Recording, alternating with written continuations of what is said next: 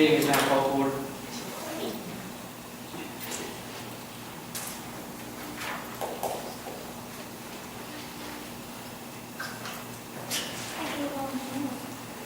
Good evening. The Middletown Township Public Library is a civic institution that provides materials, ideas, information, technology, and cultural opportunities to enrich, empower, and educate. The August 21st, 2013 meeting of the Middletown Public Library Board of Trustees is called to order. Adequate notice of this meeting was published in the Asbury Park Press on January 29, 2013, and in the Independent on January 30th, 2013, and posted in the library at Town Hall on August 15th, as well as the library, in accordance with the Open Public Meetings Act. Roll call. Mr. Siebert? Present. Mr. Monahan? Here. Ms. Breen? Here. Mr. Nelson? Here. Mr. Cordiano? Ms. Wilson? Here. Mr. Shivitz? Here. Mr. Kansas? Here. Mr. Fiore? Here. Also present, Mr. McComa? Here. Ms. O'Neill? And Ms. Latona. Salute to the flag.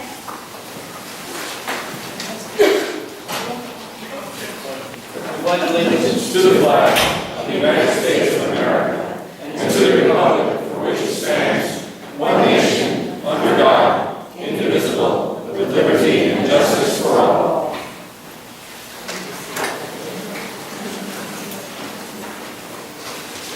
Public session on agenda items, statement to the public. The board encourages the public participation. Individuals wishing to address the board shall be recognized by the presiding officer and shall give their names, addresses, and the group, if any, that they represent. Each speaker is asked to speak no longer than 5 minutes and limit their remarks to items on the meeting agenda. The board may not respond to questions during the public participation portion. And also, the board is asked if everyone could please turn their cell phones off. We'll put them on vibrate during this meeting. Would anyone like to speak? Yes, I would like to speak. Step up to the podium, please. I don't know if this is part of what the board is going to be discussing today, so I'm not sure, but I'll give you my name and address first. My name is Meryl Smith. I live at 88 Beechwood Road in Newport, New Jersey. I've been a Middletown resident since 1980. And the topic I wanted to discuss is something I've been reading about in the paper and seeing on blogs on the internet, and I don't know if this is the appropriate time. But it has to do with some politics that seems to have gotten in the way of our library director's job, perhaps. So is this an appropriate time to discuss this? Okay, I'm just going to read a statement that I put together just before I came. I've lived in Middletown since 1980 and raised my children and grandchild here. I have always found the library to be an important resource for myself and my family. My interactions with Susan O'Neill have been exclusively as a patron of the library and a participant in a literary group that meets at the library monthly. Throughout this time, I have found Susan to be a dedicated professional who does an excellent job as a library director. And that's in everything, talking about what books to help my grandson learn how to read, to managing a group of people who have varied interests and always keeping us intellectually stimulated. I'm addressing the committee tonight because I have read and heard there might be an unfortunate mixture of politics and the running of the Middletown Township Library. The library is an extension of the government, and as a public institution, there should be no secrets about library finances or plans that affect the public. Any information that the director that might have shared with any member of the public is information that belongs to the people of Middletown. Now, people have feelings, and that goes for public officials and board members as well. However, board members must remember that their personal or political opinions or feelings have no bearing on the hiring or firing of a library employee. Only the performance of the employee as he or she does their job is of importance here. And Susan has been performing her job with integrity and dedication to the needs of the community. And I thank you for your time.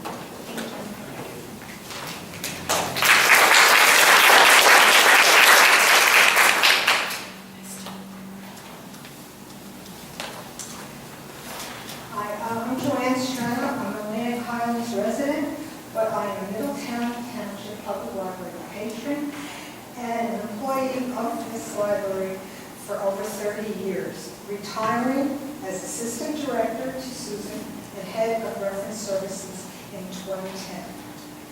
As a longtime library advocate and a librarian for those 30-plus years, I have witnessed how the role of the public library has changed.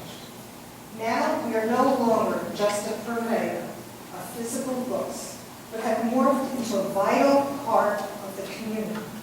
Yes, the library still offers books, but not only in the traditional physical format, but also in newer formats such as audiobooks and downloadable books for e-readers, plus providing nonfiction and fiction, DVDs, musical CDs, and 24/7 electronic databases. With regard to our reference services, I would like to quote author Neil Gaiman. Quote, Google can bring you back 100,000 answers. A librarian can bring you back the right one. End quote. We offer wide-ranging educational and cultural programs for children, teens, and adults, and also provide a beautiful environment for those citizens who requires a private place to study or simply to read newspapers or magazines by the fireplace. So working under Susan O'Neill as her assistant director, I witnessed close-handed honesty, dedication, and professionalism. Her vision was the catalyst which made this library the gem of Middletown Township. She worked long hours overseeing the construction of this new building and guided us into the 21st century with its technology challenges. Adapting to fast-paced technological changes was needed and necessary in order to keep the library relevant to children and technologically savvy adults. Susan used to conduct behind the scenes of the library tours, which amazed those attending, since so very much work goes into achieving a multifaceted organization such as a library. I was proud to be a part of making this library such an inspiring example to those in the library field. We were innovative and forward-looking. Under Susan's guidance and with the support of the past board of trustees, plus the hard work and dedication and creativity of a loyal staff, a model library institution was born. One which hosted librarians from all across New Jersey who wanted to see what we had achieved. Susan brought her many talents to her position as director. Her professionalism and her knowledge of the library field are unsurpassed. Susan O'Neill has given all to this library and the Middletown Township Library community. I admire her, and I'm proud to have worked under her for so many years. Thank you, Susan.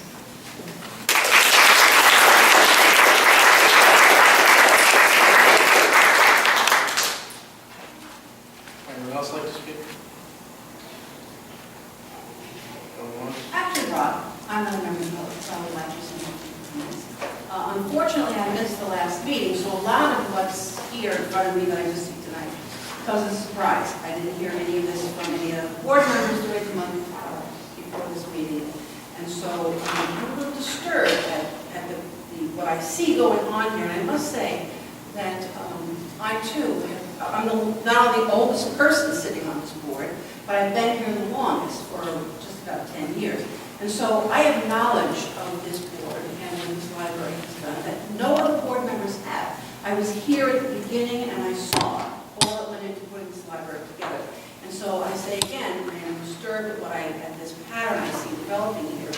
It seems like there's a written agenda, but then there's an agenda underneath that agenda. So I'm asking my fellow board members, what's going on here? What is going on here? Everybody care to answer that? Personal decisions in Absolutely not. Exactly. I'm just talking about what's going on here. You know, the question of the agenda, you're right, Vivian. The question of the agenda, there's nothing on the agenda from a personnel perspective. So obviously, as I've stated before about registration, there seems to be some kind of agenda to try to put this out in public for personnel matters which are not to be brought into public. You weren't here last meeting. Now, Now, I will say, because I'm going to take the same liberty, you're correct. You do have the longest standing tenure on the board. And I'm disturbed when I hear the word politics. And I heard that now on two different occasions. Because from a political perspective, as the only governing body official on this board, I can tell you that it is not in my best interest, nor has it ever been in my best interest, and I've said that on many, or the township committee's best interest, I've said that on many occasions, on the record, at this board, and at the township committee level, to do anything but what would be right for the Middletown Township Public Library. Okay? Nothing but the best, because it is not in my best interest, or anyone's best interest in the township, to see the library fail. There's never been a plan to move into the county, there's never been all the other innuendos. But what I will say here, again, and you do have the longest tenures on this board, the only political part that has come in between the library and the township is the fact of running a budget, okay? And the township subsidizing that budget that was for a dedicated library budget. And I said it 3 years ago, in 2011, that could not continue. And we went through many, many iterations that could not continue, and that the library needed to function under the library budget. The township could no longer subsidize that portion for the library staff. And the township does subsidize other costs for the library. You may say the township can get blamed in blogs for taking away branches or, the infamous chargebacks, but the township pays the debt service on this very building. The township constructed, paid the bond for this very building and all of the capital projects on the branches. So, I get a little bit disheartened when I hear the word politics come into the library, because it's in no one's political interest to see the library down. No one's.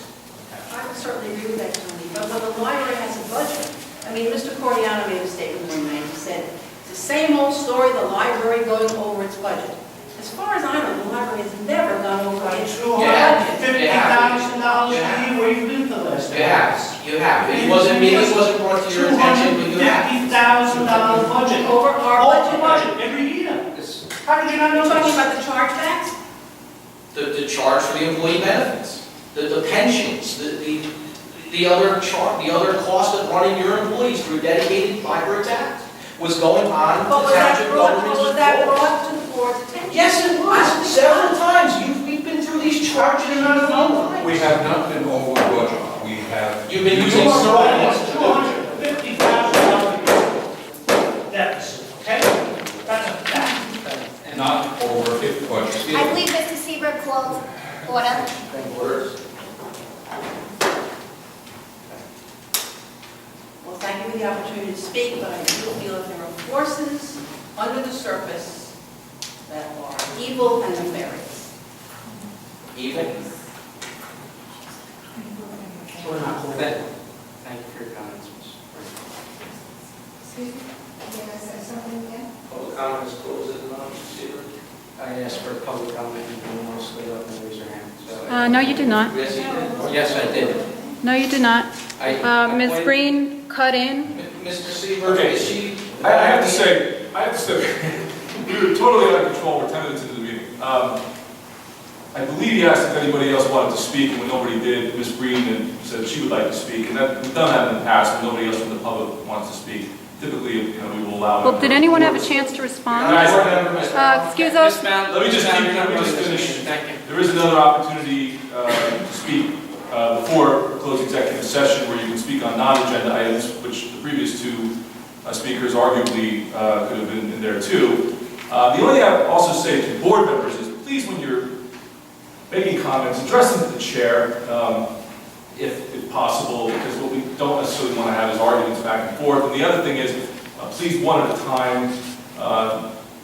We had 3 people speaking at once, and I'm sure who's ever keeping notes of the public, it can get confusing, and we just try to one at a time. Okay, so with that, Mr. President, I think you can move on. Yes, sir. Thank you. Next item on the agenda. Oh, shame. Approval of minutes.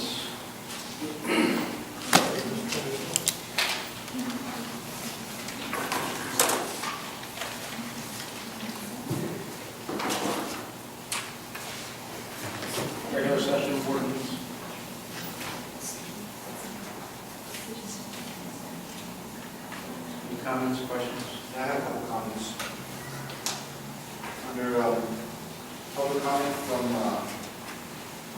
third paragraph, was it second line starts with committee? They're setting the tone that he was provider. I think they said the meeting was the board members, not doing it. So I might have done that wrong. And then on the same paragraph, the last line, the last line is subjective. I think it should change to Ms. Mitchell made several analogies to support reviews. Strengthen is different perspective. I don't think we should be interpreting. So I'd like to see those changes made on that part. Yes. I just want to say that there was a transcript of Ms. Mitchell's comments that were included in the packet where it's under correspondence. I think she did use the word committee man. It's in I your remember notes. it differently, but It's in your packet. But I think that when you say Ms. Mitchell made, Actually, it says it's a certain committee man, which is this. she said a certain committee man. She did not, that it was coming from a certain committee man. So do you want of a certain committee man? all right, in that case, if that's the case, don't change it. The very last line, though, Oh, the last I think, one. the very last line, I think, should be a little bit more neutral in how it's worded, since it says many analogies, should be several analogies, I think. And then strengthen, say instead of strengthen, support. Because strengthen is kind of interpretation. In support of her view. Yeah, that'd be very nice. Okay. And then another comment on the next page, page 2, top paragraph, third line, what is that number supposed to be? Top of the paragraph, I'm sorry. It's the, on the second page, third line down, left-hand side. Okay. What is that number supposed to be? Chargeback fees were reduced by approximately $50,303,000. Okay, so. And there should be a period. It wasn't 50 million. Okay. You're right. But it was reduced by 50,000. Yes. Thank you. Yeah, that was, that we just.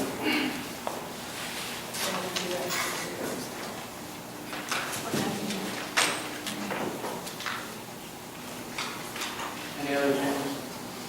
Does anyone have any objection to changing the number and changing the word strengthen to support, rather than, so we don't have to do two motions? Can we just do one motion with those two changes? Great, thank you. Motion to accept the amended changes. Second? Second. All in favor? Aye. Motion to accept the closed session ordinance.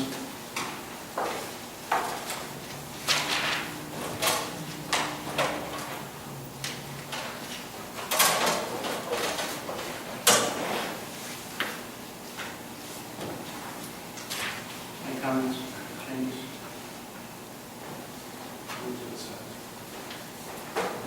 And a second?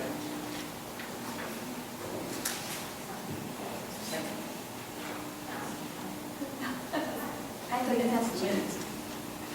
No, it's right. All in favor? Any abstentions? Speak up, folks. Was that an aye? No, that was an aye. Okay. Thank you. Motion carries.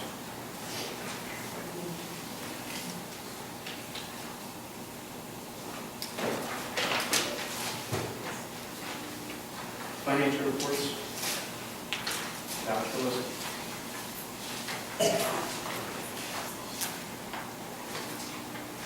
On B-Day, the 4 areas, the 2 rise bills that's due in July. Which ones? What number? It's 284 on the second sheet. That's due in July. There are for 2 different months, but they came, the first payment they were for, it was either June or July, and then all the months, but it came in too late to meet the last one.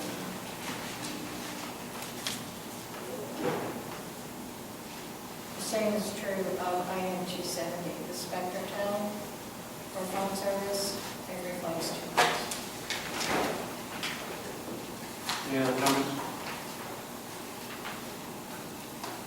I'll stand up. We usually do all of this.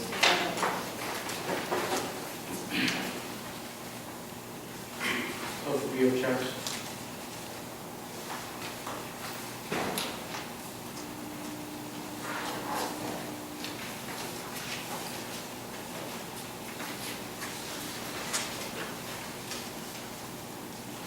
Any questions?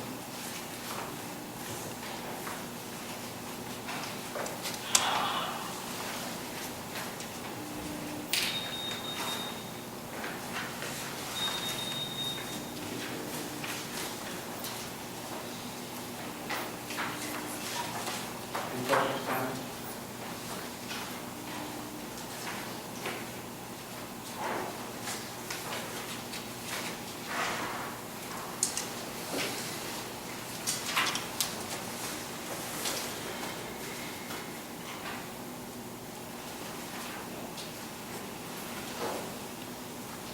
Moving on. Find and copier account, miscellaneous account, program, grant account.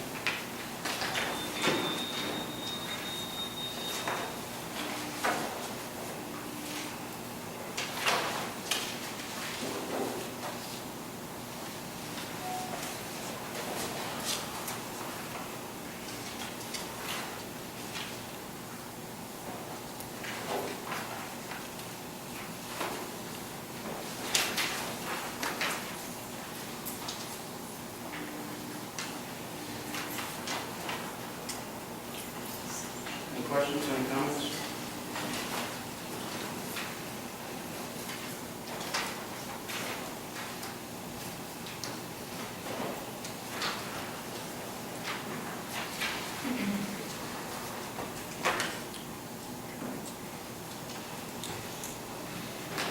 I'll entertain a motion for financial reports, July's financial reports.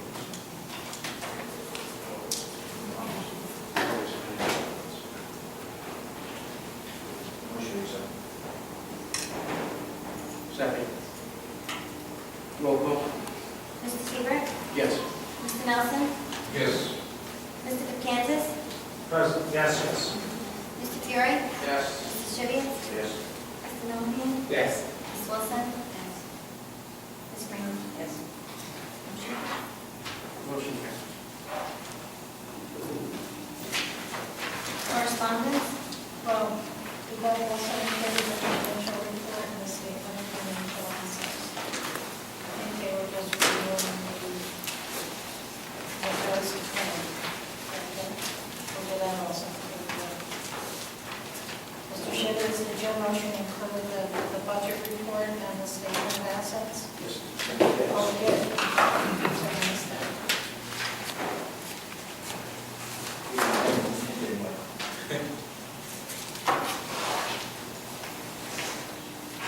Next item is correspondence. We received a letter, nice letter on Ellie Sturbo, all the work she does with sports.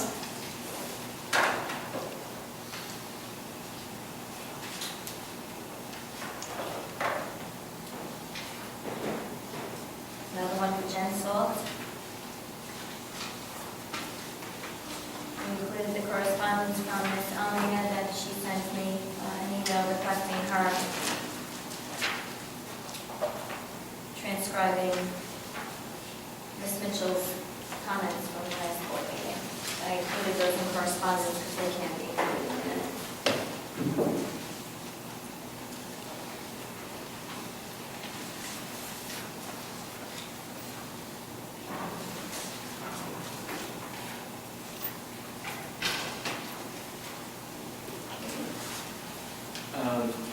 President's report.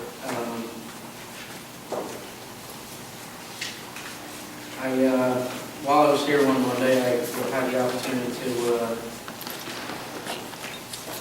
partake, observe Ms. Sturlow's Maker Monday, which was well attended and very interesting, and she informed me that a lot of the stuff she had gotten for the program was actually donated, which I was very happy to hear.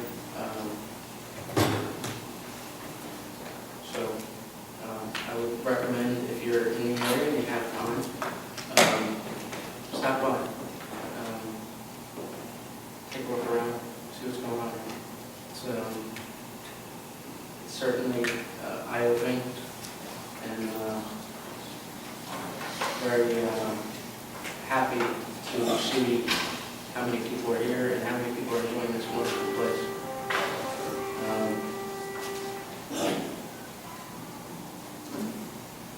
On that note, I will refer to the director's report. I'll just pick up on that thread. The library is a maker space. Having a maker space or being a maker space is a relatively new initiative in libraries, not in just public libraries, but in academic libraries. And it's an offshoot of some initiatives to find places for continued learning for students, in particular outside of the classroom, to continue their educational opportunities by being able to make things, using, some libraries have used things like 3D copiers, high-tech equipment to attract teens to opportunities that they might not have in a school classroom. But we do see ourselves as an educational institution, and that's a reflection of that, of coming together and doing something collaboratively and learning together. So while we don't have really formalized it as a makerspace, I think Ellie is one of the people who has picked up on this trend and is making it happen here. It particularly resonates with teenagers. You have your written report for me. There's a long narrative in here on the customer service side of the technology survey, which was one that we put together as a part of our internal and staff planning to update the strategic plan. We felt like when we got to technology, which was a major component of our technology plan, of our strategic plan, that we needed to be able to update some information before board members became involved in that particular process, because technology, as you know, changes so rapidly. Even though aspects of it were still viable and in play, we wanted to do some of that homework before the board members of the strategic plan were on the strategic planning committee were involved. I am still, I made note, and I'm still concerned that that another revision to the 2013 budget is going to be required when we get the final numbers from the CFO, Mr. Trecente. We have been in communication this month about the contractual agreements. Part of the holdup may simply be that the board and the union have not actually signed the agreements. So he is going to be computing the chargeback figure for the healthcare benefits based upon the employee contributions and what we will hope will be a reduction. And then we're going to, some numbers are going to have to be moved around because they were not exactly as we thought they might be. Some went up. Well, most of them either stayed the same or went down, but the healthcare figures, of course, the big. So we look forward to an opportunity to kind of put that part to rest when we get the information from him. And nothing new to report on the auditor in the last couple of days. This was written just last week. And I thought it was important to note that with the preliminary figure from the state library that per capita state aid is going to drop just a little under 1%, that if that holds up with the whole ratables for Middletown Township, that table comes out in October. We look forward to that because that's the basis of the budget for 2014. So I'm hoping that a decline of less than 8% is really good news, because we were hoping to start to see a leveling off of the decline in the budget for the last couple of years.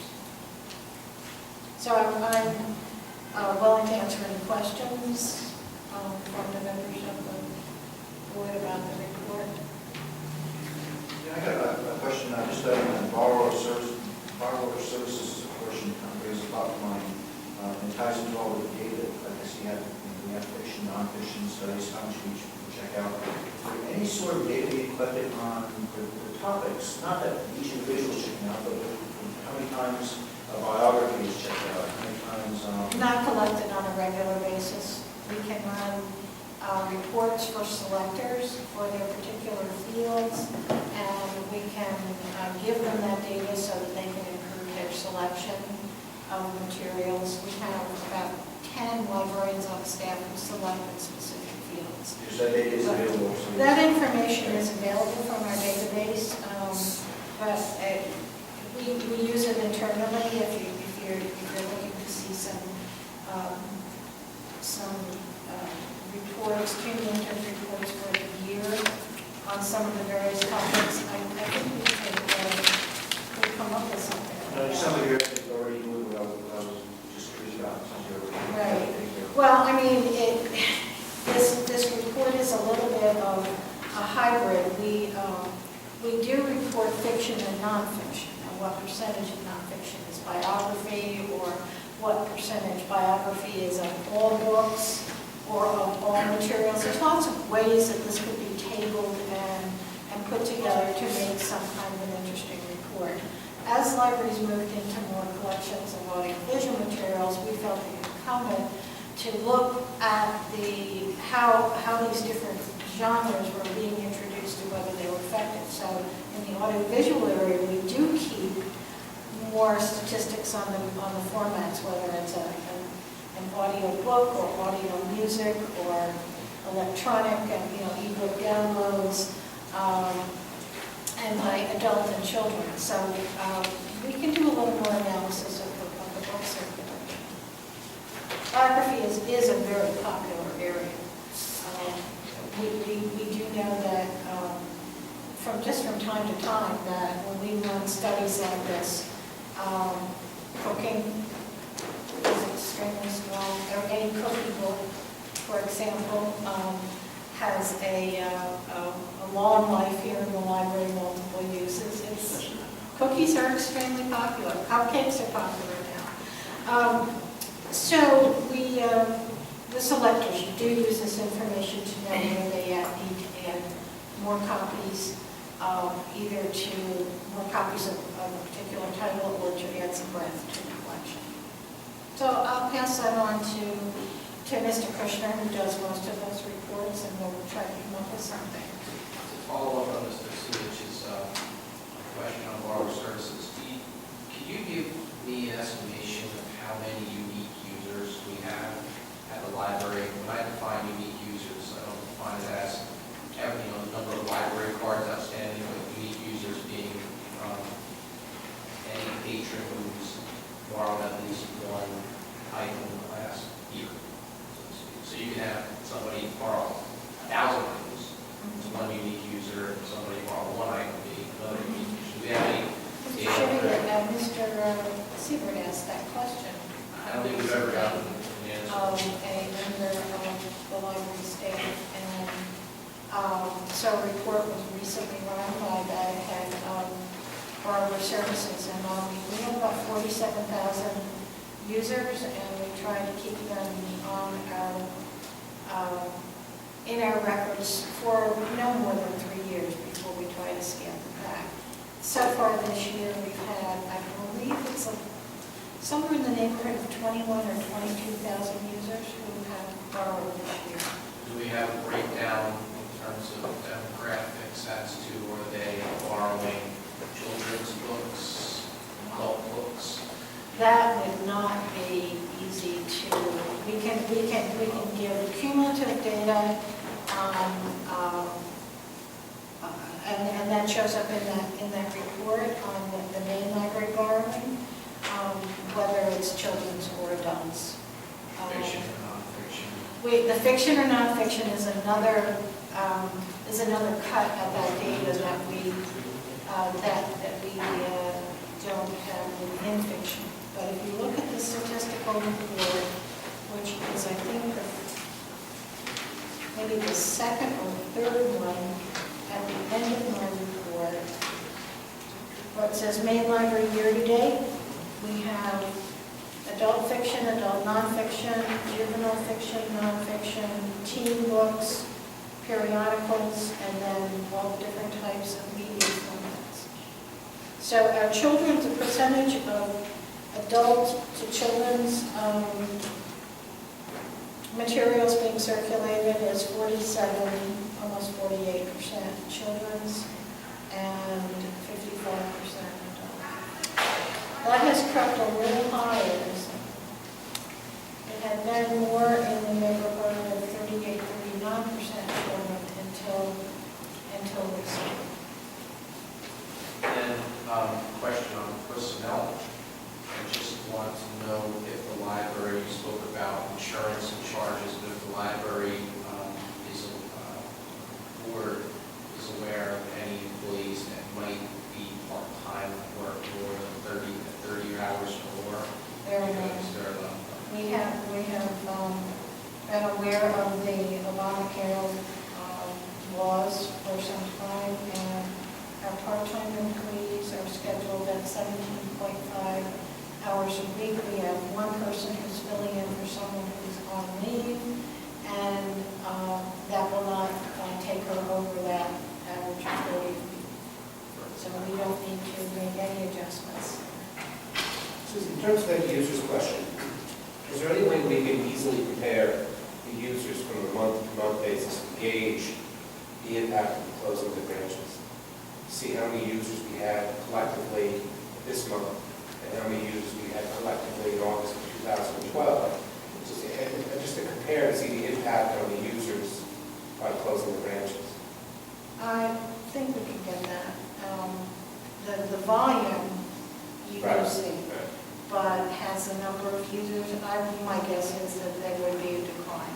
I would ask, how many people aren't checking in to use the name and are just giving up on the services as opposed to people? Yeah, I've had some comments from people. I think, as you know, Lincroft has established some kind of a little community center, open borrowing. I've not visited that facility to know how effective that's been. Has that siphoned off some of our regular users? I don't know. Unless they're adding new materials, I would think that the effect has been nominal. I do know that our customer base in Lincroft has declined. The Customer distance. base in terms of card users who are using the services overall? Yes, because the length of the trip, the round trip to Middletown has definitely cut the number of users. How do we know that? What data do we? Well, it's more subjective at this point, but I would certainly, I think we've made them all Middletown users now, so we don't have any unique customers that have a Lincroft attached to their name. That might be hard. I could show numbers, aggregate numbers of the decline in adult and children's. I don't think that unique users number is easy to get. Maybe just comparing it on a month-to-month snapshot might have some insight in terms of whether or not the overall use of the library has gone down by residents. So you're asking for some more information on the user base? If it's easy, if it's difficult to gather, so if you're breaking down. Where they're living, that kind of demographic, I think we can provide, but whether they're adult or cardholders. Wouldn't you expect that to kind of level out after a year or so, that people, when they will finally start using Maine, and when they get used to it? I would certainly hope that would happen, but I think that I haven't really seen it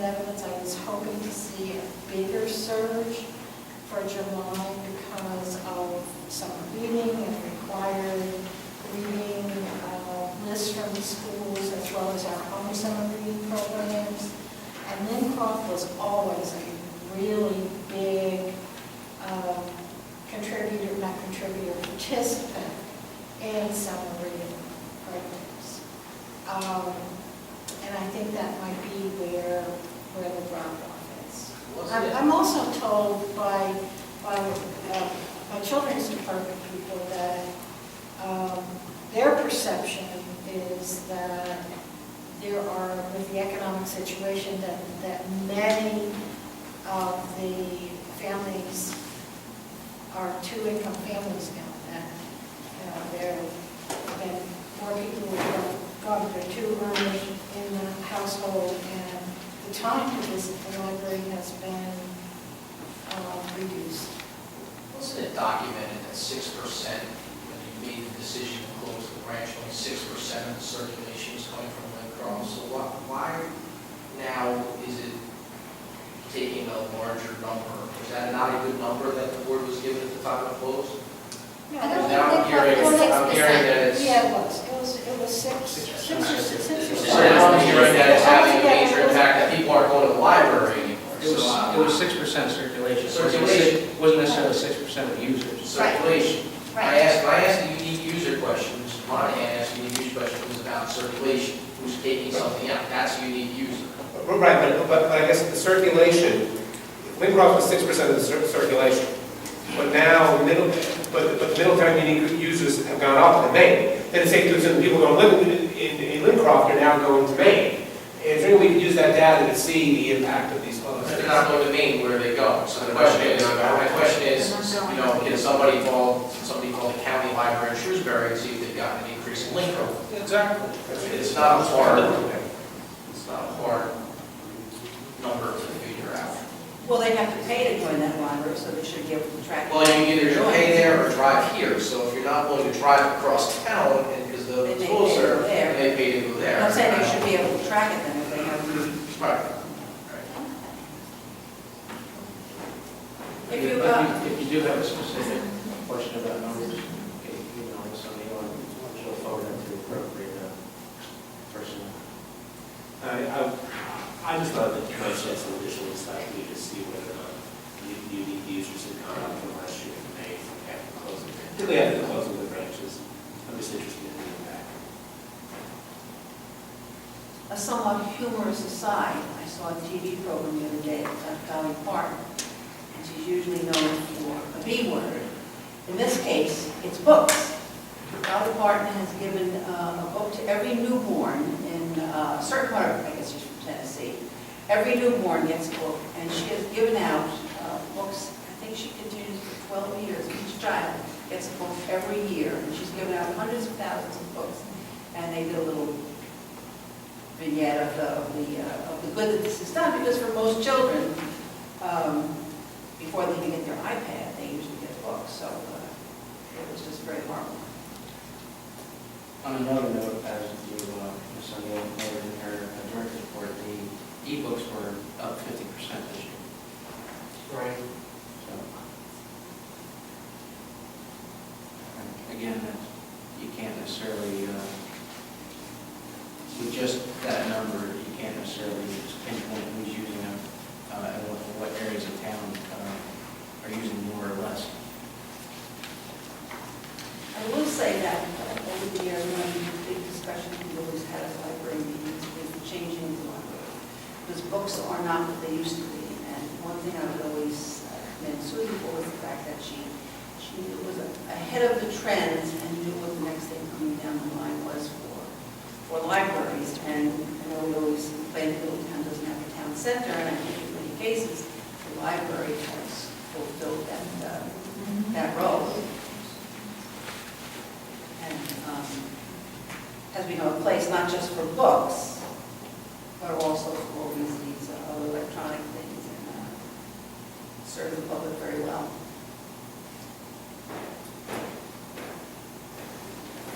Do you have a foundation? Yes, I do. It's just an oral report. The foundation met in July, and there was a decision, the foundation board met in July, it's a membership organization. decision was made to choose doing their annual campaign and send their letter requesting support, and to do so relatively soon. In lieu of doing a raffle. The raffle has a lot of paperwork and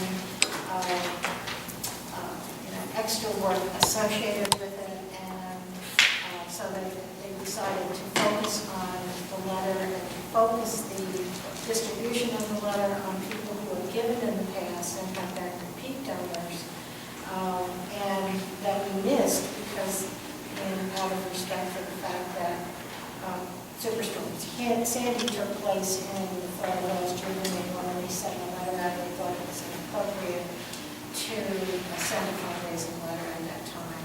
So that's being readied now. I've seen a draft of it, and it will be going out relatively soon.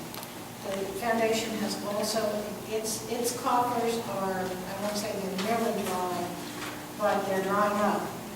And so their source of revenue is either the annual fund, a raffle, and the proceeds from the lobby book sale.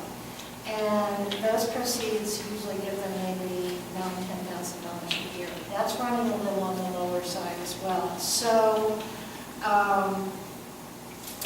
they are concerned about being able to continue to fund the library programming, the library programs at the same level that they've been able to do. In fact, they will be making a contribution, but it will be lower. And there was a significant discussion about whether to stop subsidizing the Monmouth Conservatory Classical Concert Series. That's a series that has been in a 9th season, and it is the one that provides I think, world-class classical music to the community. But there's a thought that perhaps that's just one thing we may not be able to do. We're going to try to eke it out make a contribution that will get the library to the end of the year so our staff can book some programs, some enrichment programs, but it's definitely going to impact the number and the variety of programs. How are those classical concerts attended? Well, I would say they are modestly to good attendance. I think it often depends on where I would say 50 and up, depending on 50 is probably. You get some pretty good. Oh my goodness! Well, if Kowalski himself is playing the piano, he is a master. So he is, but is he well attended? Oh yeah. Oh yeah. And they asked, I had a meeting with them to talk about 1 or 2 programs that were really not so much targeted for adult taste, but for family interests that would focus on historical music, tapping into the Middletown 350 celebrations and events that are going to start in the fall and carry through most of 2011. And they have given us one proposal of someone who was a harpsichordist and would also be coming with some other musicians for a major program sometime in October. So I think that when we talk about our history, we have to talk about not just how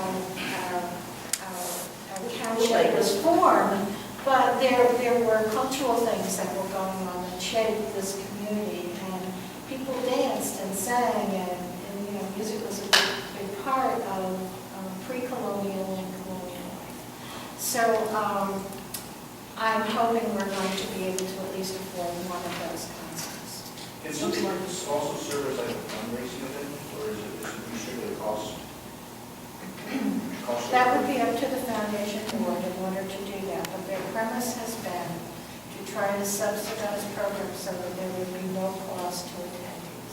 So what is the cost of that concert series? Monmouth Conservatory is 5 concerts, and the cost has been $1,500 for these past 9 years Per or total? per year, Per concert or total? for the 5 concerts. So 5 and 15 on. So sometimes a performer gets $250, which is What? not a lot. Very reasonable, although I do think if you're playing a harpsichord, it's going to be a snore. Harpsichord? How many? The harpsichord concert, Oh, I know, it's a little instrument, I can't see too many people that are not coming up to hear a harpsichord. not too many people are familiar. You'll be there? I love harpsichord. Okay, I'm gonna see if you're there. The idea is to enrich and expand one's knowledge of all aspects of our heritage and our history. And I would say I'm a fan of harpsichord music, but you don't hear it very often. I think this is an opportunity to educate people about something that our ancestors experienced. It's not all, the pop standards, but something important. And maybe school children will, I'm hoping it'll be a whole family experience. It'd be fun. Explanation about the instruments. So the bottom line with the foundation then is many of you who have been contributors will get that. We have to be very selective. Probably the reach will only be to about 3,000 or 4,000 people who have given before, who are new card holders in town, and maybe some of them are heavier borrowers, and extend that reach. But to send a solicitation letter to 26,000 households, which is the approximate number that we have in this town, is beyond their financial needs. And the return on the investment would probably be insufficient to warrant the cost.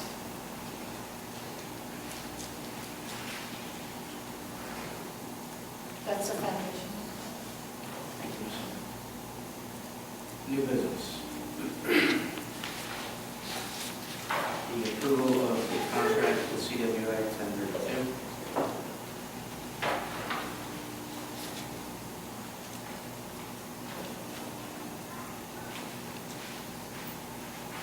Well, let me just jump in and just say I did review that, and beyond a few typos, I thought all the language was very clear and well crafted, and I think the committee and the board and the CWA should be congratulated for getting a great agreement in place without the benefit of a professional negotiator, I may add. I have a few typos which I will share with Sandy Braun, nothing major. I did let her know that my expectation was that we would approve it tonight, but and I've discussed it with Mr. Seaver today. I had a question, he answered it very easily, and so I think the board can have full confidence in moving forward and approving and ratifying this agreement tonight.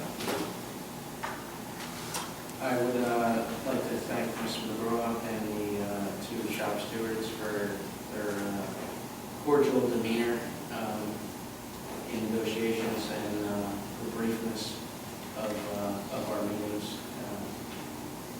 And with that, I will make the motion to approve the contract. Second. Roll call vote? Mr. Seaver? Yes. Mr. Nelson? Yes. Mr. Kansas? Yes. Mr. Fiore? Yes. Mr. Shivia? Yes. Mr. Monahan? Yes.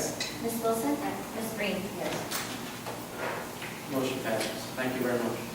And thank you to the members of the negotiation. What we do is we usually try to get everybody together on time to sign instead of passing documents back and forth. So we're working on coming up with a mutually agreeable date time and get that out to you guys. So Sandy has some changes. No, I told her it was typos. Usually they do Couple wordsmithing and then we. She didn't capitalize, there was an I missing from one letter, but beyond that, it was nothing. The award of the Congo Widows Fellowship?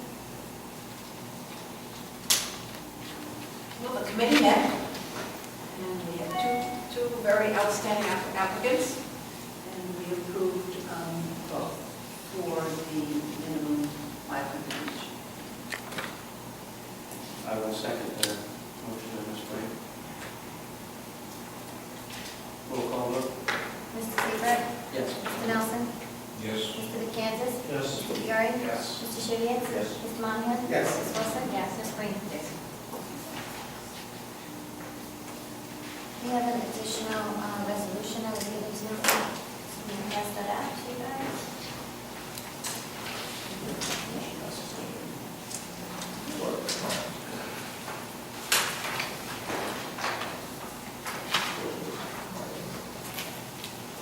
I don't know.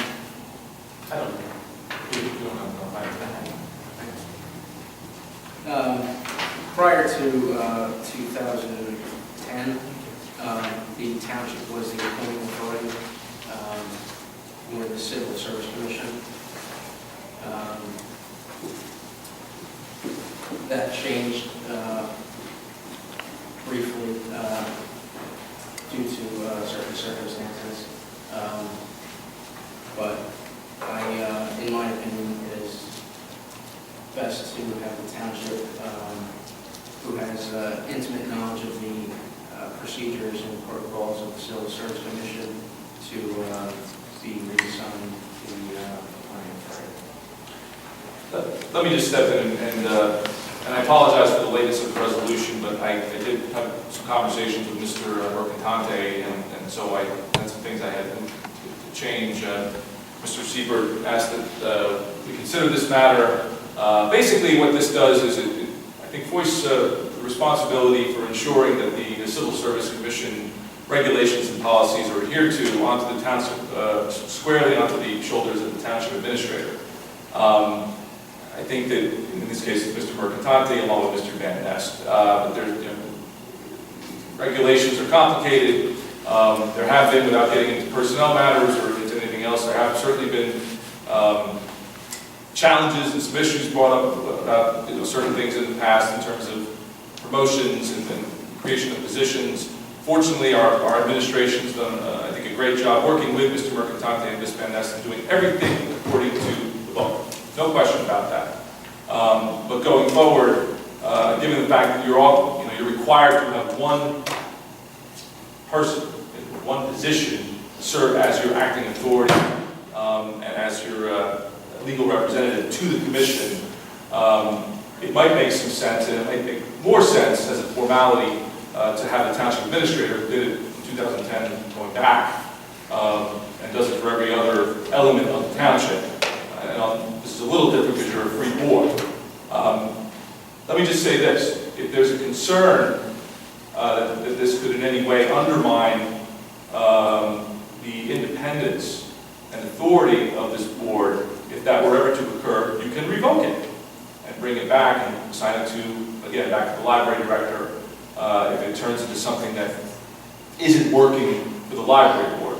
But the purpose of it really is just to make sure that the person who's most familiar in the township with Civil Service Commission procedures and regulations signs off on and approves promotions, appointments, things of this nature, so that if there is an issue with the Civil Service Commission, we know to whom to look to help us out of that bind.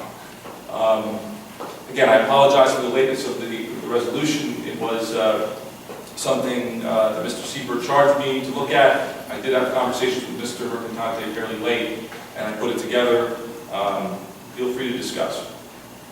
Does this affect ordinary promotion in the library, like if someone goes from one to another?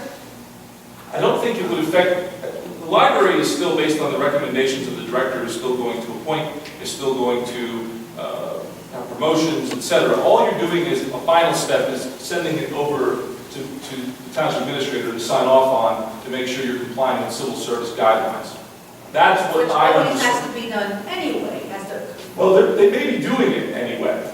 But it has to, They may it has be to doing it conform anyway. to civil service guidelines anyway. Correct. We have to do that. We have to conform Right. to those. There is history with regard to the reason why the library director was in 2010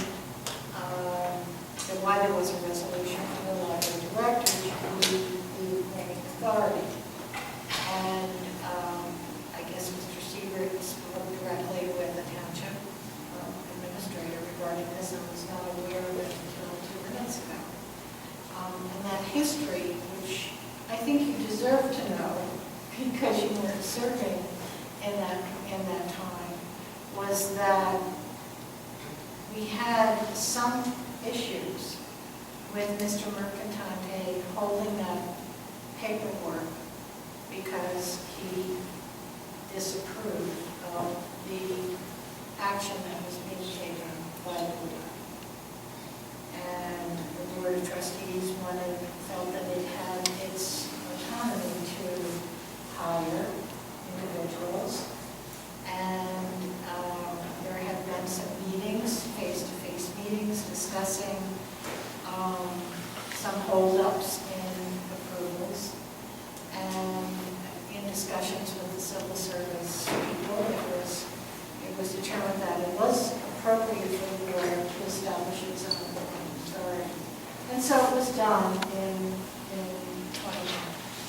That was a period when the township was undergoing a situation where there were layoffs being announced publicly, whether it was, I can't remember if that was the year or 2011 was the year, 2010, it was going on at that particular time. And there was one contentious situation where the library sought to hire a page and Mr. Township refused to permit the library to proceed. At some point, we prevailed and he resigned. But it was it was a matter of some antagonism. So that's things.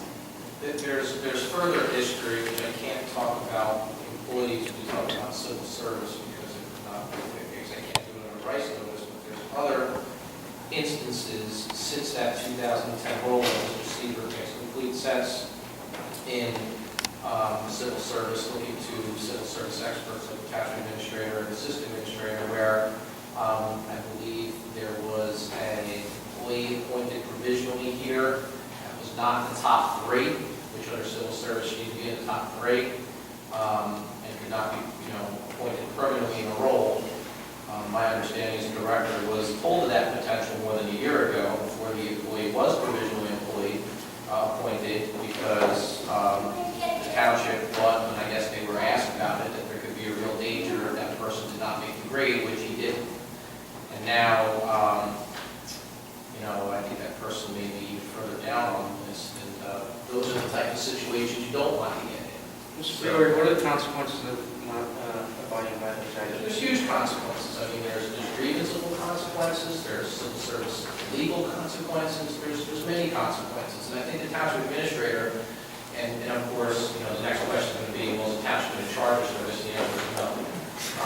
Thank you very much. The township administrator has the staff in place. So this is a service the township administrator is trying to just provide to make sure that you don't get into any potential problems which could cause a further budgetary stance. I will contend that in 2010, I was on the township committee, and it was the president of the board at the time that got, in my view, from hearing from the township administrator, was not happy not only about that page, but also about the township administrator who questioned things like travel for conferences during that time. So I think it was a little bit of a personality issue between the former president and the administrator. But I think the administrator's view and the assistant administrator's view, and speaking to them, as Mr. Siebert did also when they asked my opinion, is to keep us, the library board, from having any civil service complaints or issues. And we have the staff to do it. We're willing to do it for you. It makes no sense at all to not, again, if you don't like the way it's going as a board, as Mr. Plumber said, you can take it back. I mean, if the administrator holds something back that you want done, everyone serves at the leisure of this board, not the township administrator. It is a separate legal entity, correct? So, yeah, but that was my first question was, can we rescind it and change it if it's not if it gets more into a question of, authority and some sort of usurping, and that I've been assured and looked into it that you can rescind it, and we've done it before. You also don't have an EOC officer here in the library. EOC or Which the township does. You don't have any safeguards against discrimination or anything that you have to go to the township for anyway. You have no safeguards against any complaints that have to go to the township, so it doesn't make any sense otherwise. I don't get a vote, and I'm not going to, speak to the merits, but if there's an opportunity, again, as your lawyer, to put a buffer between us and the Civil Service Commission violation, to put, as a formal matter, somebody else who can help us to make sure that we follow these regulations, I'm going to recommend that, with the understanding that if it ever is used for a different purpose. Remember, this is a free public library for you. You are independent. So if it ever is used to, in any way, usurp your authority, you could revoke it, take it back. That to me. I have, is that, and I have some on the memory of this stuff, is that if the library decides to hire a page, why would the township administrator say you can't hire a page? He did. He just said, why are you hiring a page when he knew the budget was what it was in 2010? He asked the question, Again, signed off on it. if we have the budget, and we stay within the budget, we hire 1 page, 10 page, whatever, we stay within the budget, and we say we need a page, how can the township administrator say, you don't need a He page? ultimately signed off on it, but the township administrator was smart enough in his foresight to see that your municipal valuation was going to go down. And he said, we're laying people off, you want to hire pages, in his view, it just didn't make sense. He signed off on it. I think that was... Well, I know. That was, so, I mean, he has the right to ask a question, but he signed off ultimately. Yes. He did not But like you hold say, their in ability. his view, but he's. Just because he asked a question, Mr. Gabrielle took it away from him, let's be honest, okay? Okay, Let's yeah, just go back to the honesty of 2010. He asked a question, Mr. Gabrielle has nose at a joint, and he took it away from him. Those Okay, are trouble. that was What I'm the saying issue. is. I was the person. That was it. No, what I'm just saying is, that if, One person speaker. And I would, with all due respect to the question, it has been summarized and abbreviated. There was more interaction than asking a question and getting an answer and eventually getting, there was more to the story. And I'm not going to go into that. okay, Could I make a suggestion that we table any action on it today, so that we can think it over and bring up? I have a couple questions. Can I ask a couple questions? Because I have no recollection of it all. I was confused. I'm contrary to Vivian, I think I have the least amount of time on this board. I just wanted to understand what we're talking about. The township administrator always had the appointing authority with New Jersey Civil Service Commission until 2010. I wasn't here either, but in looking at the minutes and looking at the resolution 2010, that's correct. And how long has it been, how long has it been a trustee board where the township administrator served that role in the library? Dozens of times. 2010, there was some dispute about some employee. There was some dispute between the president of the board at this point, at that time, Mr. Mercantante, about whether or not some particular employee should be hired. As a result of that dispute, this board then stripped the township administrator of his powers to be the appointing authority of the New Jersey Civil Service Commission. And that was a direct result of that dispute. I believe that's not correct. And now this is just restoring that power to the township administrator. Yes. Now, in terms of the role the township administrator plays with the New Jersey Civil Service Commission for township employees, how many occasions does the township administrator have to interact with the New Jersey Civil Service Commission in terms of dealing with township employees? Quite a bit. Quite a bit. And how's he been doing in that role for the township? Is he an effective representative? That's a question, Mr. Bureau. Yes, very. And he has an assistant administrator who does it also, and he has an HR person, all of which 3 things you get by doing this. The EEOC officer, who's the EEOC officer over the Cindy township? Penziano, reports to the administrator. So that person works for Mr. Mercantante. Correct. So if there's an EEOC issue that arises, some issue in terms of whether it violates some civil right law, that person provides assistance to Mr. Mercatante in terms of how he should handle that appointment. Correct, and that's where things get a little blurry, because when you have employees of the library going to Ms. Viziano to complain about potential pass up on promotions, whatever their grievances are, now the township is giving, is serving in that capacity anyway with no supervision of the capacity. That was one instance where we had an employee who was dissatisfied with the decision of the board and wanted to find another avenue to make a complaint. And through these several years, I have always communicated with, if there were questions with Ms. Viciano and Mr. Van Ness regarding these actions. And Wendy has, first it was Amy, our assistant director, who had taken this, first Joanne, actually, Ms. Strano, and then our assistant director, and then Wendy manage a lot of the paperwork. It's not just something. I believe the current issue that Mr. Fiore refers to is one that happens when a provisional employee is made and then they don't make the time. It's a risk in civil service. If you appoint a provisional employee and then there's a veteran who could usurp, who could come in higher, or other individuals could, other individuals could outrank this person. I believe it's a matter to be dealt with. I don't see it as one that will lead to litigation. But I think that it's something that does happen. Well, I guess in 2010 were troubled times, and it's a matter of restoring the balance in terms of the way, a happy harmony between the Board of Trustees and the township. Wouldn't it seem that would be a positive step? I don't have a problem with it. I'm just saying, I don't think you want someone who's not involved in the library micromanaging some of the internal departments and stuff like that. Only because he wouldn't have the knowledge. I mean, he probably didn't even know what a page was and what they did. I have a question, Tony, since you know how this is going to be done. Since we do the personnel paperwork here at this administration office, are we not going to do any personnel paperwork any longer? No applications, nothing? Is the township going to do everything for us? You would have to do that.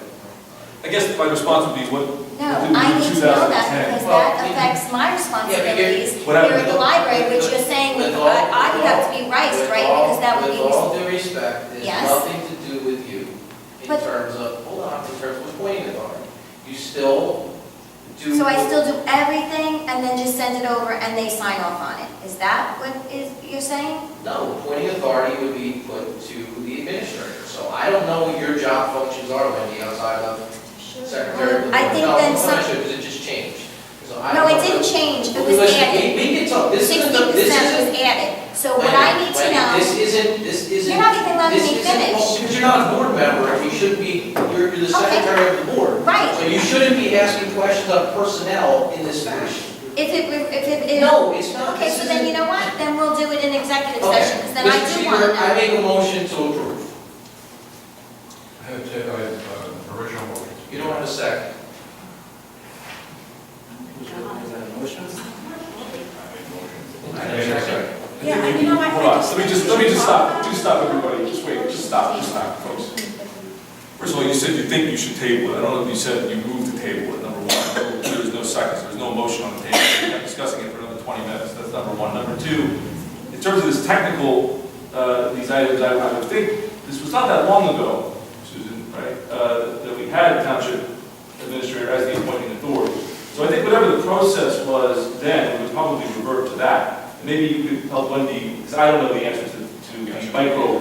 So I I don't think this is all that complex an issue, folks. It's really I don't know the answer to it either. a It's just formality not formal. to kind of make sure that if there is an issue with civil service, from a legal standpoint, it's the township that is going to help us get through those muddy waters. And we all know, we're not going to talk about it publicly, but there have been issues. And there always will be issues with civil service and promotions and appointments and open positions. Those of you who have been on the board for the last couple of years, you know that these issues do come up. Already, you met Mr. Van Ness. I think we would all, I'm sure Susan would agree, we are working together. Susan's working very closely with Mr. Van Ness to make sure we navigate through these issues. All this does is to formalize, what really should be a fact on the ground, is that the township, which has more knowledge and deals with these civil service issues every day, they should be the one at least to be able to sign off on something we're doing. So that's our first line of defense. And I'm your lawyer. That's your first line of defense. Township, they signed off on it. They know what they're doing. Township. So that's my feeling. And they're helping us anyway, so this would formalize it. Now, if it turns into a situation, Vivian, where it's being used as a hatchet to question or micromanage hiring of pages, and I'm not saying that's what happened. I wasn't here. You were, I wasn't. But I don't know what happened. But if that were to be the case, the board can always rescind it and go right back to where it was. That's how it was explained to me, and that's my understanding of it. I can't tell you what happened in 2010. Certainly that would be a concern if there were micromanaging. But again, if that happens, you have a remedy, and a remedy you can do in 30 days. I just think this is, just saw this, I don't really understand. I understand that. I would rather we had a little time to talk about it and. Well, I'm not talking about it now. I mean, Keep talking. I mean, it's like, does anyone think it's a bad idea? Like, I really want to hear the other side to this. Well, I said that my concern is that you would have somebody who's not cognizant of the library, how it functions, micromanaging. I guess if that's how it had been up until 2010, now there's the process. I think What were the problems I before think there 2010? probably hadn't been any problems before like that this little, I mean, why say you can't hire a page? Well, I don't know anything about that particular dispute, but it sounds like, and you tell me if I'm wrong, that there was some dispute between this board and the town, and that's something that this board did, I guess, in response to. And if it's a matter of restoring the balance and having I'm not even saying I some have of a the problem with townships that. in a I'm better just position to do saying- it, I don't understand why it's a bad I idea. should think about it a little more. What more is there to think about? I mean, the fact of the matter is the township was doing it for 100 years prior.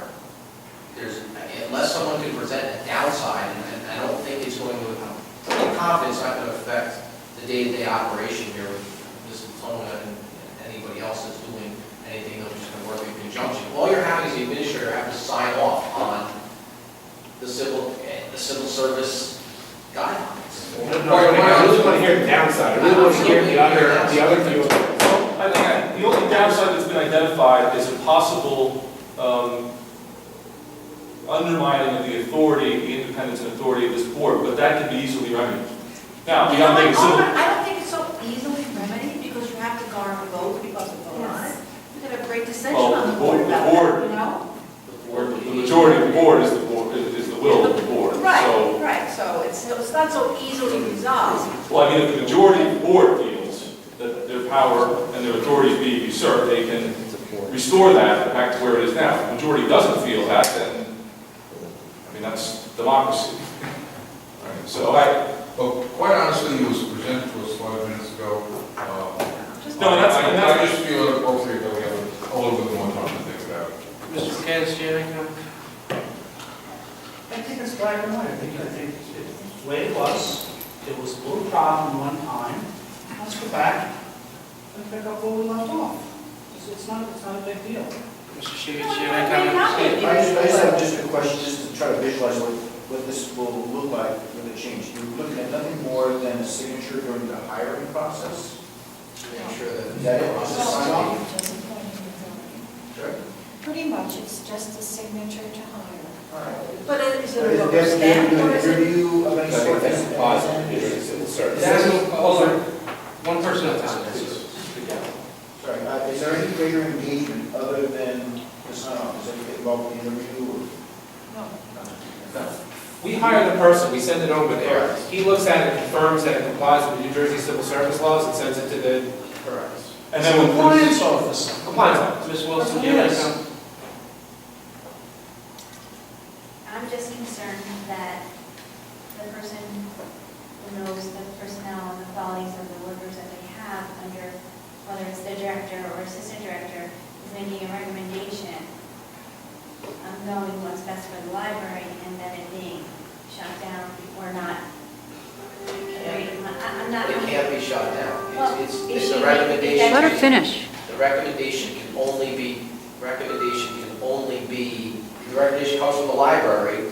The administrator just makes sure that it complies with the civil service laws, that, you know, you're not putting somebody in provisionally that can't be, that you're not putting somebody in that's not one of the 3 top people on the list. It's a compliance oversight.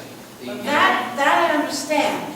But I'm going back to the page thing. Well, the page thing, see, we don't know the whole story of the page thing, okay? So Mr. Mercantante's not here. So it could have been that the library board said, hey, we're gonna hire Paige, and I don't know at the time, I wasn't part of the library board, and I didn't ask Mr. Mercantante for this information coming today, but it could have been, you know, he said, well, you know, we're really laying off, and, you know, he signed off on it the next month. I don't know what the lag time was. So it seems to me like, you know, if someone's making out it was a 6-month lag time, I'm sure it wasn't. I mean, he ultimately has to sign off. But I'm just saying, why would he even question it? If he's just checking our civil service things, why is he? We don't even know that he questioned it. And I'm not even saying that, just a hypothetical scenario. Well, if we say we need a page, why would he even say, well, we're laying off, so you can't have one? We don't know that he did that. Okay, there's, That's what I'm concerned about. The last one. I'm sorry. No, wait, you go. No. No, my other question is, what was the role of additional employees? For instance, Wendy Latona, who was responsible for what she did prior to 2010? Is that person still in her position? You know what I'm saying, like 2010, assistant director did the, They'll have no assistant okay, So she's still filling that gap. so, okay, that's fine. I mean, is it going to be a reduction in the force of the library? And I'm just trying to understand. Procedurally. Mr. Monahan, your final question. If there's a decision that's made by the township administrator that violates the subdivision law, and the aggrieved person decides to sue for that decision, who do they sue? They sue us, or do they sue Well, him? if they were to, if it were, in this case, let's say we appointed the administrator as our appointing authority, and there was some sort of civil service problem, I would certainly look to the township to defend that. LAD, you know, that's going to be something, you're talking about discrimination in the There was school environment. the EOC officer, somebody makes a decision that someone's aggrieved for whatever provisional law. They say violates the provisional law, I have standing, I'm suing. In regard to hiring. Under In regard to hiring under civil service? With regard to civil Okay, service. but not a lag case or not. Well, I guess the question was, because we have an EEOC officer that works under the township administrator, who would be able to review those issues. So I guess the original question was, if it is a discriminatory issue, and someone feels that they're aggrieved by that decision, and they want to sue, do they sue the board of trustees? Do they sue the town and the township administrator? I think probably under lag, if it were a lag case, just no matter what the EEOC officer did, I mean, I would probably still file suit against this board of trustees, because we're creating a situation where someone was discriminated against. And Can we bring in the township well, administrator and say, identifies it as your decision? I think the point under civil service, you know, we would expect. In the civil service, and that's my next question, the civil service decision, If you the still township administrator does it, does that decision now fall on his feet and not the feet of his I board? think it'd be pretty fact specific. Now, if the EEOC officer didn't do his or her job, perhaps didn't conduct the proper investigation, then maybe there's an issue. If it's just a matter of, we had created a discriminatory environment, or had a hostile work environment here, this transfer of authority, appointing authority is not going to. No, I'm talking about the appointing in terms of the hiring decision. If the township administrator makes a hiring decision, I think and someone's agreed, only with respect to civil service. I don't think it's going to get us totally off the hook for if we have a discriminatory hiring practice. You know, I don't There's think a buffer of protection in a civil with service. civil service, but I don't know that, you know, if we only hire, you know, Armenians, well, if that's all we hire, I don't think, you know, I don't think that the appointing authority is looking at, you know, our racial practices or, you know, our hiring practices with respect to gender or sexual orientation. Probably not. You know, if there's an EEOC complaint, it goes through that authority, and or the town's EEOC officer. If that's botched, then we have a problem with the township, perhaps. We can delegate that authority to the township administrator. They're now responsible for any violations of the civil service I think law. with civil And service, we can, that helps so a we can lot. delegate that responsibility. They can make the decision, be accountable for it. If we don't like the decisions they're making, we can take it back. That's where now until then we can have a buffer where I don't think they're there's, responsible. I don't think there's any question, it helps us with the buffer with civil service. I don't think there can be a question. He's the appointing authority. He's our legal representative now, the township administrator.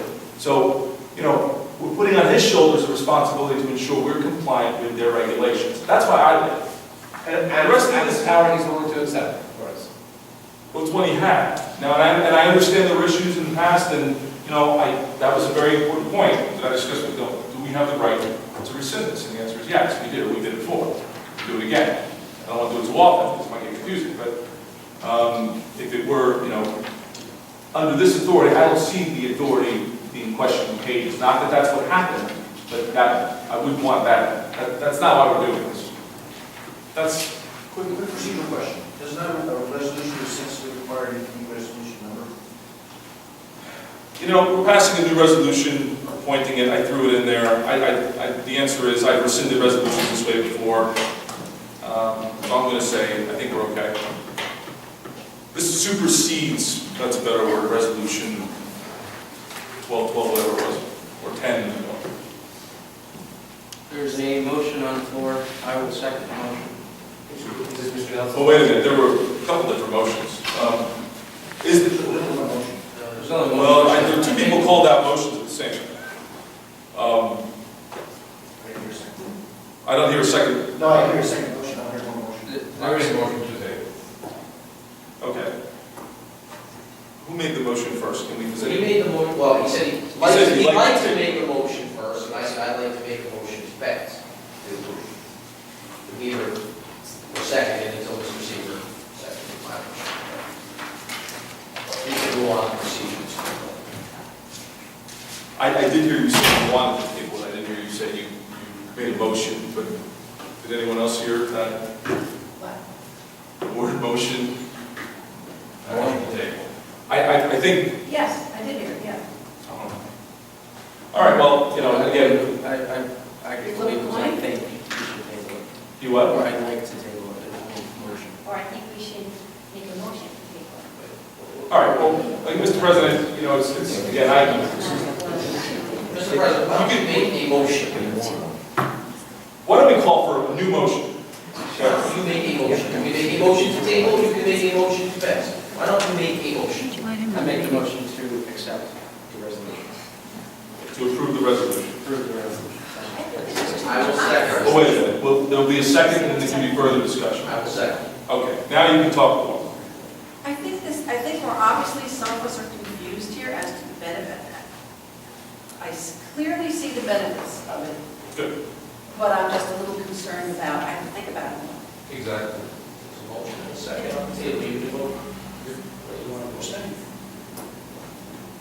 No. Any further discussion?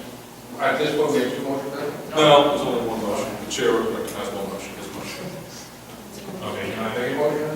There's a motion on the floor right now. There's a motion and a second. And a second. Roll call vote, please. Mr. Seaver? Yes. Mr. Nelson? No. Mr. Kansas? Yes.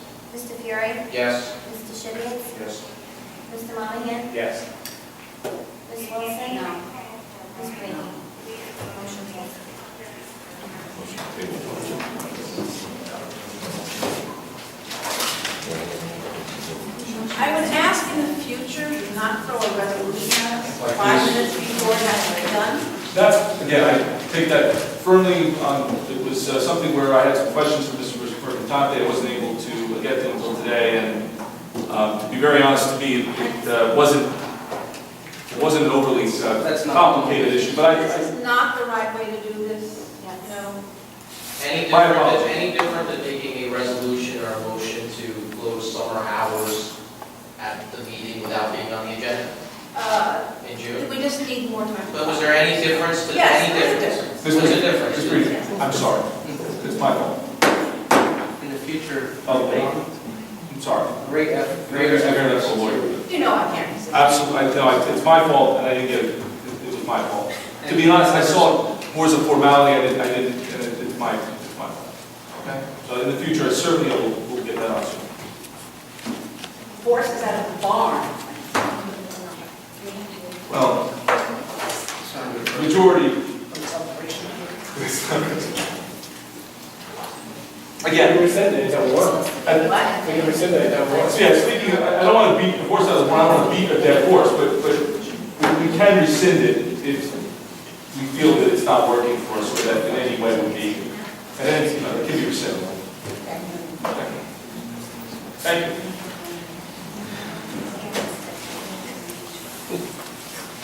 Any old business? Public session?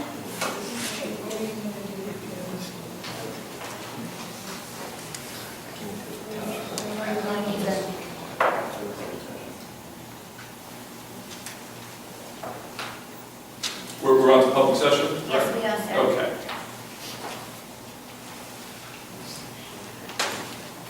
I'm Joseph O'Neill from Fairview.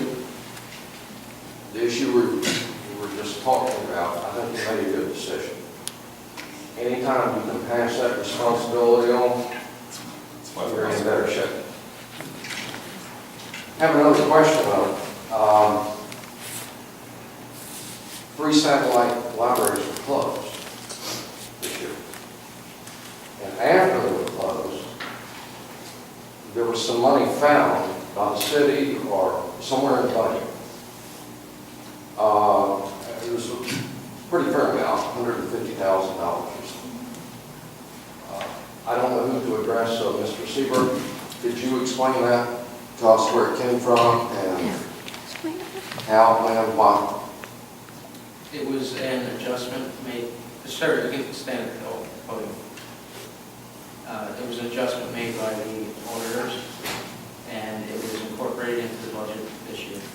And the equal amount of reserves was taken out of the budget for this year.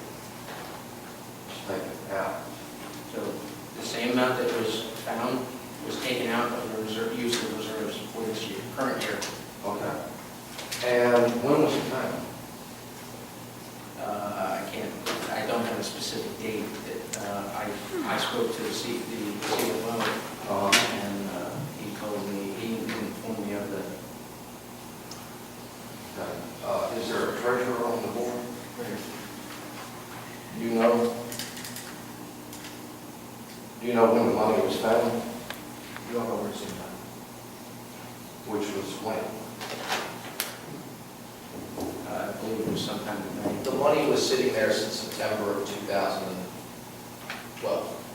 And the budget was prepared or presented in December of 2012, and was not incorporated, or did not incorporate that money for some reason that I still have not. I don't think we knew about it. We didn't know about it. Every other year, it was known about. Last year, it wasn't. I can't explain that, sir. Was that enough money to keep the satellite? That's the big one. I don't know that answer. I was not on the board at the time. Probably not. Probably not. At least one of them, if you ask me, Okay. but I was not on the board at the time. What does it, how much is the library saving closing the 3? About $200,000, if I recall. We saved about $200,000. Maybe 2 of them. That's what we saved by closing those branches, and then we discovered, after the decision was made, that money was sitting over there at the township. You're right about that. Okay. It just seems like an odd circumstance. I couldn't agree more, sir. That's why I'm on this board right now. Seems like a heartbreak not enough. Okay, thank you. Thanks.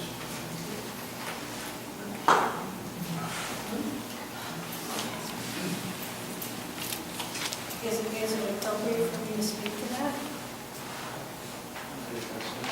You don't think it's necessary? I don't We do. think it's a question that Mr. Fiore raised. Oh, I said, what if you, I don't care if you speak to it, or my statement was, every other year it was known about. I would like to speak to that. So Every other year they found $150,000? Every other year that account was known about. For some reason last year, I would like to. I don't present your budget. I would like to speak to that because I believe that there have been accusations that I should have known about it or that I didn't. And, I've been waiting to clear my name about this because, let me just get my little file here.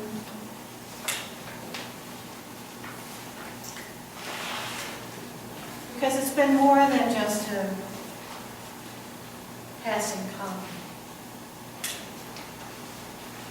And as your director for 13 years, I have always known that it's impossible to spend down to a zero balance. That's just the nature of things.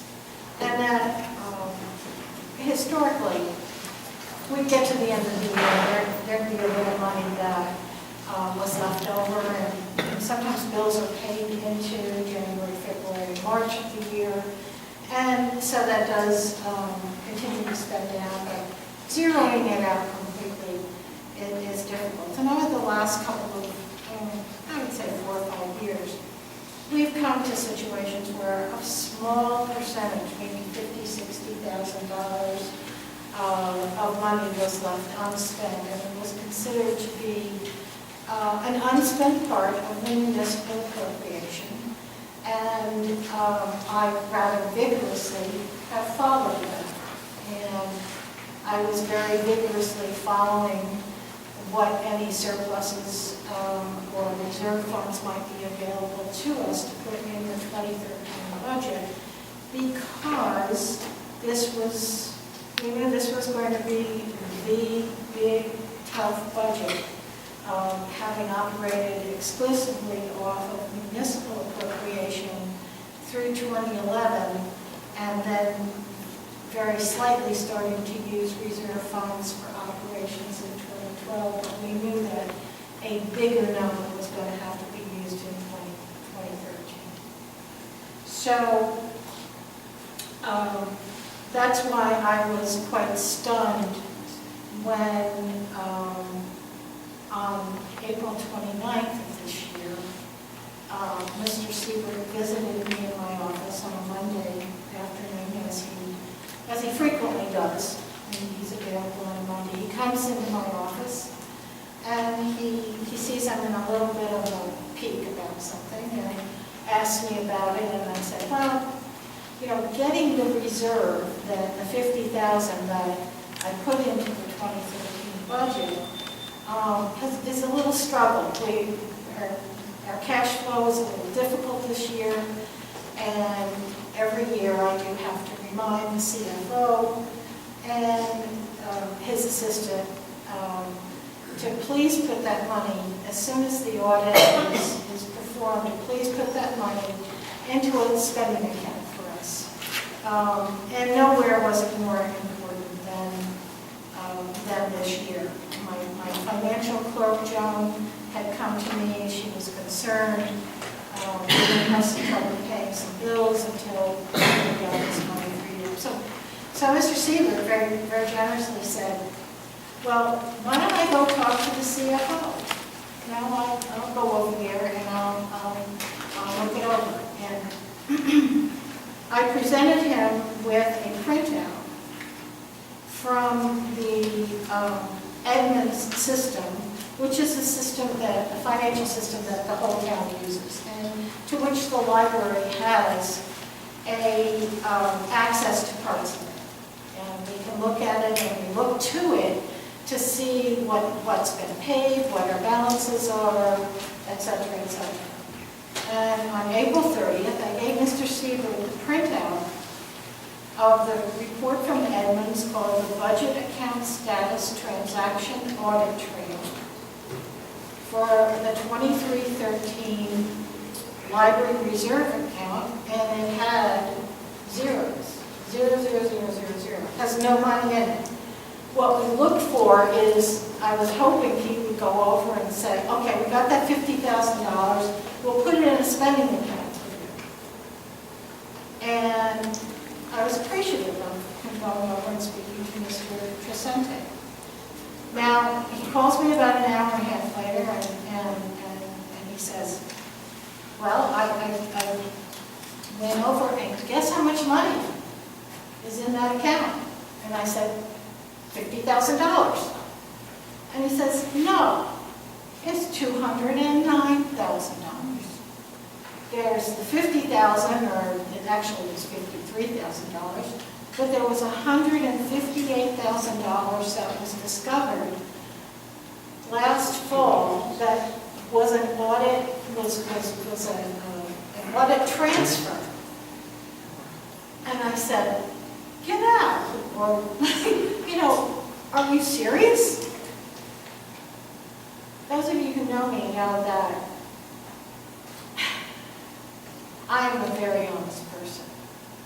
There's no way I would have known about this money, and only a very stupid person, if they had known about it, would have sent Mr. Seabird over there if I'd known what that result was going to be. The next day, I get an email from the assistant CFO, Debbie Ball, and she says, we're putting a $209,000, $153,000 in that account. Of that, there's $169,029 in the unspent audited balance. And on May 1st, I printed out the very same report that I had given Mr. Seabird on April 30th. The budget account status, transaction audit trail, and it has money in it. It wasn't there on Monday the 29th, and all of a sudden it's there on May 1st.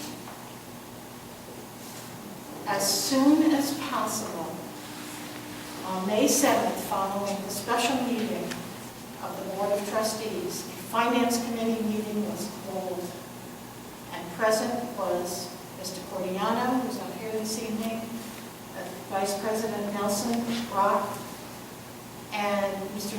Shades. I presented him with this information. I gave them copies of these audit trail reports, and there was a very vigorous discussion. Mr. Nelson, I remember particularly being quite agitated about this and wondering where this money came from. I'm going to wrap this up very soon because I know Mr. Fiore are itching to make a statement. So there was like, what are we going to do about this? This amount of money, this $158,000, we all realized that if it was a budget audit, an audit adjustment that took place in September or October, that's a big chunk of change for an organization that runs on $3.4 million.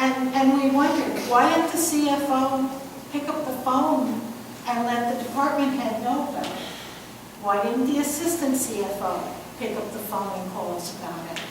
Why at our meeting on December 3rd, 2012, when we sat around the table, Mr. Fiore was there, the whole Finance Committee, Mr. Tresente was there, when we were begging for money to try to make our 2013 budget. Why didn't he say, you got this extra money? He did not say a word. So here we go. The director is supposed to do due diligence. I have done due diligence. I have reports from 2012 that show that money was not there. think the CFO had a responsibility to let that amount of money be moved from one account, one debit somewhere to a credit someplace else. So that's where we disagree, Ms. O'Neill. First of all, never did I, please don't think for 1 second that I'm questioning whether you knew about it or your integrity or not, because I'm not. I mean, if a mistake could be made, I'd be the first to say mistakes happen, and that's not my point here when I made that statement, or the memo that I sent when I found out about this money. Well, I wasn't. With regards to the December meeting, that meeting was very specific to the chargebacks, in which we reduced at that time, and your branch closing idea of how much it costs to carry each branch. Now, in my opinion, as a businessman, as a township official, when I vote on the township budget, it is the administrator, it is Mr. Mercantante's role in my form of government to present a budget to the township committee and tell the township committee what's in it, what's not in it, and I expect him to have the highest level of due diligence to make sure he knows every single dime available to him. Because it is his job in that form of government to provide a budget to the township committee to pass or fail. Now, if I found out that Mr. Mercantante, presented a budget to us and all of a sudden $1 million appeared after we closed town hall 3 days a week, I'd be very upset, the same way I would be if I was a library trustee. I'm not questioning whether you knew about this money or not, but you have the job as director with presenting a budget to this board. And it is your responsibility in providing that budget to know every Indian red nickel available to you. So whether you knew about it or not, you presented a budget, that money was there, and you didn't know. You can blame the CEO, the CFO, you can blame the finance department, but your due diligence in presenting that budget, in my opinion, is what failed. And by not knowing that at that time, caused a whole bunch of other decisions to be made. Now, I'm not saying you didn't make a mistake, you didn't know about it. I'm not claiming that.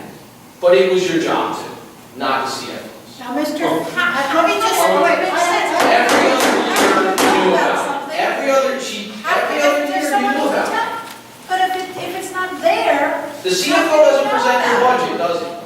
The CFO CFO present your about this budget. money and how, and I just, Mr. One person will speak at a time. Mr. Tresente has given me credit for pursuing this on a very vigorous Yes, basis. and I asked him to. And he says that in September, he knew about this budget transfer. And why didn't you? Because he didn't On a very know. vigorous basis. You pursued this at a very vigorous basis in the past, I looked and not in at December. the only information I had available Okay. was this audit trail. and it You could was have picked not up the there. phone just as easily and said, Mr. Trisante, is there anything I'm missing? And he wouldn't have told you that. And he had ample opportunity in December 3rd, when Okay. he knew that we were So trying it's to his job to negotiate. present your budget. We were trying, Mr. Nelson, you failed as president over and over. let me So, I mean, you're- let me read what Mr. Tresente said and what you copied, every member of this Yes, I library did. board, every member of the township committee, Mr. Mercantante, and the attorney for the library and the attorney for the township. Good. And I quote, "After our audit was performed near the end of September, our auditor gave us an audit adjustment that including an adjustment to the library reserve, increasing it by $156,298.33, giving it a balance of $160,029.70. The adjustment was due by an oversight by the auditors during the completion of the AFS, whatever that is, earlier that year. I am not an auditor. I am not your The CFO. money was That is sitting not there. my You should job. have talked to the My job CFO. is to look at the reports. Your job is to do the and budget, on present it to the what I board. see. Your Whose job is it to do the update the budget. admin system? You said, let me tell you what you said. And after that money was found, you still still took it upon, this board still took it before I came here, upon itself, to still decide to close the main library after the branch closings on Sundays after you knew there were $209,000. So we can go on and That was the finance committee we can decision go on and not on to know. about But this. you said in this letter that you sent to all these people, and I believe should be made public. It is public. It's an operable document. Either It the has been- director was willfully neglected to provide this information to you, or she is incompetent in her preparation of the budget. I just said that right here. I again. only hope this misrepresentation is due to the latter. That I you- take offense at that. Your job is to provide a I take budget. due diligence on every Can I say aspect of that. something? We're far off topic and far off the agenda. Well, the question was Wait, wait, asked about this month. I'll say something, and I'll get something off my chest, and everyone indulged me, and I appreciate it, I'll be very brief. Okay, after your comments, we're going back to public You got it. session. I've been here for just about a year. The only thing we've accomplished on this board is when I came here, we had 4 libraries, now we have 1. The only thing we've accomplished is we've closed 3 libraries on this community. That's what we did. And in that last meeting, when we were closing these branches, and we sat here, and we listened to all these impassioned pleas from the children and the people primarily at Lincroft, and how important those branches were. We stopped that meeting, and at the time, it was really the first time I vigorously spoke out about what we were doing about closing these branches, and questioning the decision this board was making to do that. And there were a lot of questions that I asked at that time that now I'm not comfortable with the answers. One of the things that I asked is I said that if we were closing the hours, if we were cutting back the hours at the main, if we explored other options to save money here at the main, would we have as many people come out and speak out against what we were doing at the main? And I was told, yes, we would. The main was that important to Middletown, that if we were closing hours, just as many people would be here, vigorously opposed to cutting back hours as we're here cutting back on the branches. Right after we did that, even though we closed the branches, we closed the hours in the summer. Sunday we closed. Not one person has come here. Not one person has come here and publicly spoken in opposition to what we did about closing on Sunday. We closed on Sunday this summer. Not in June, you know. So even though we cut the branches, we cut back the hours, and there was no public outcry. At that last meeting, I said we have a $4 million budget. We're saving $200,000 by closing these branches. These branches are important to all these people. Aren't there other ways we could save $200,000 in a $4 million budget? Have we explored all these other options to see where else money is, where money can be found? I was told then, when we stood right there, and I was told, why am I doing this? It's the only option we have is closing these branches. That somehow we explored all these other options, and closing these branches was all that we can do. And we had to look at these people and say, you're losing your libraries. We are impacting, particularly Lincroft, how important that was to their community. And then I find out there's $158,000. The money we're supposedly saving by doing it to those people. We had the money all along. So if we had sat down, and if we had explored options, if we had looked at other ways we could save money, perhaps we would have found our money, which was sitting over there. It's our money. This board is the fiduciary for this community, for their libraries. It's our responsibility to find our money. It's not theirs, it's not the township, it's ours. That's the responsibility we took. And it's a responsibility that you have as a library director. It really is. We can't blame anyone but ourselves. We closed these branches. We didn't have to. We had the money, we didn't find it. That's something this library did. Nobody else. I disagree with you, Steve. How can you make intelligent decisions when you don't have the right information? How can we make intelligent decisions when no other options are ever explored other than closing the branches? We looked at a lot of options. Okay, what other options did you look at? Code items, various items. Okay, what items? What items? I asked this question back then, I got this generalized answer. We looked at a lot of options. We didn't even look to the account over the township to see if they had any money for us. That was the purpose of the December meeting. That was not the purpose of the December meeting, was to reduce your charges and to make sure that, you were going to tell us how much the branch costs. And I reduced those charges. And right, I'm not suggesting we knew about it and we didn't do anything in terms of whether it's the former or the latter in that letter. But we should have. We should have found that money. We should have known about it. It's our responsibility. We failed. If that was the case. Was it not the township's failure? No, To it's put ours. the money in an account before we could see it? No, We do not it was get our responsibility, statements. it was our responsibility then to more effectively look at ways we could have saved money, and it would have dramatically increased our chances of finding it. How about that? But we did look at ways to save money, Steve. I still haven't heard anything other than closing the branches. You have to keep. No one ever outlined for me how we're gonna save $200,000 other than closing the branches. To this day, I've never heard a second option. Never. I've heard people say we've looked at everything, but no one's ever shown me anything anyone looked at. And to find out we had the money all along, we did it anyway. We didn't have money all along. We were short $500,000. This one brought back. We're using reserves. We're still, We're using even reserves. with this money, it wouldn't have made a difference. The other problem, Okay, one person at a time, because the other problem is the township's allocation, the funding allocation, is held by the township. It's not held by the library. Okay. We send in our bills to the township. We don't know when they're going to be paid. You look at the financial statements that we're getting right now from the township, will show the salaries being paid. We have paid FICA from day one.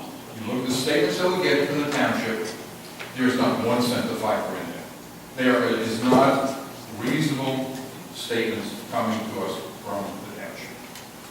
Every meeting, your bills are paid, sir. Excuse me? Every meeting, there's a bill list, and the library bills are part of that. Why have we never been hit so far this year with FICA?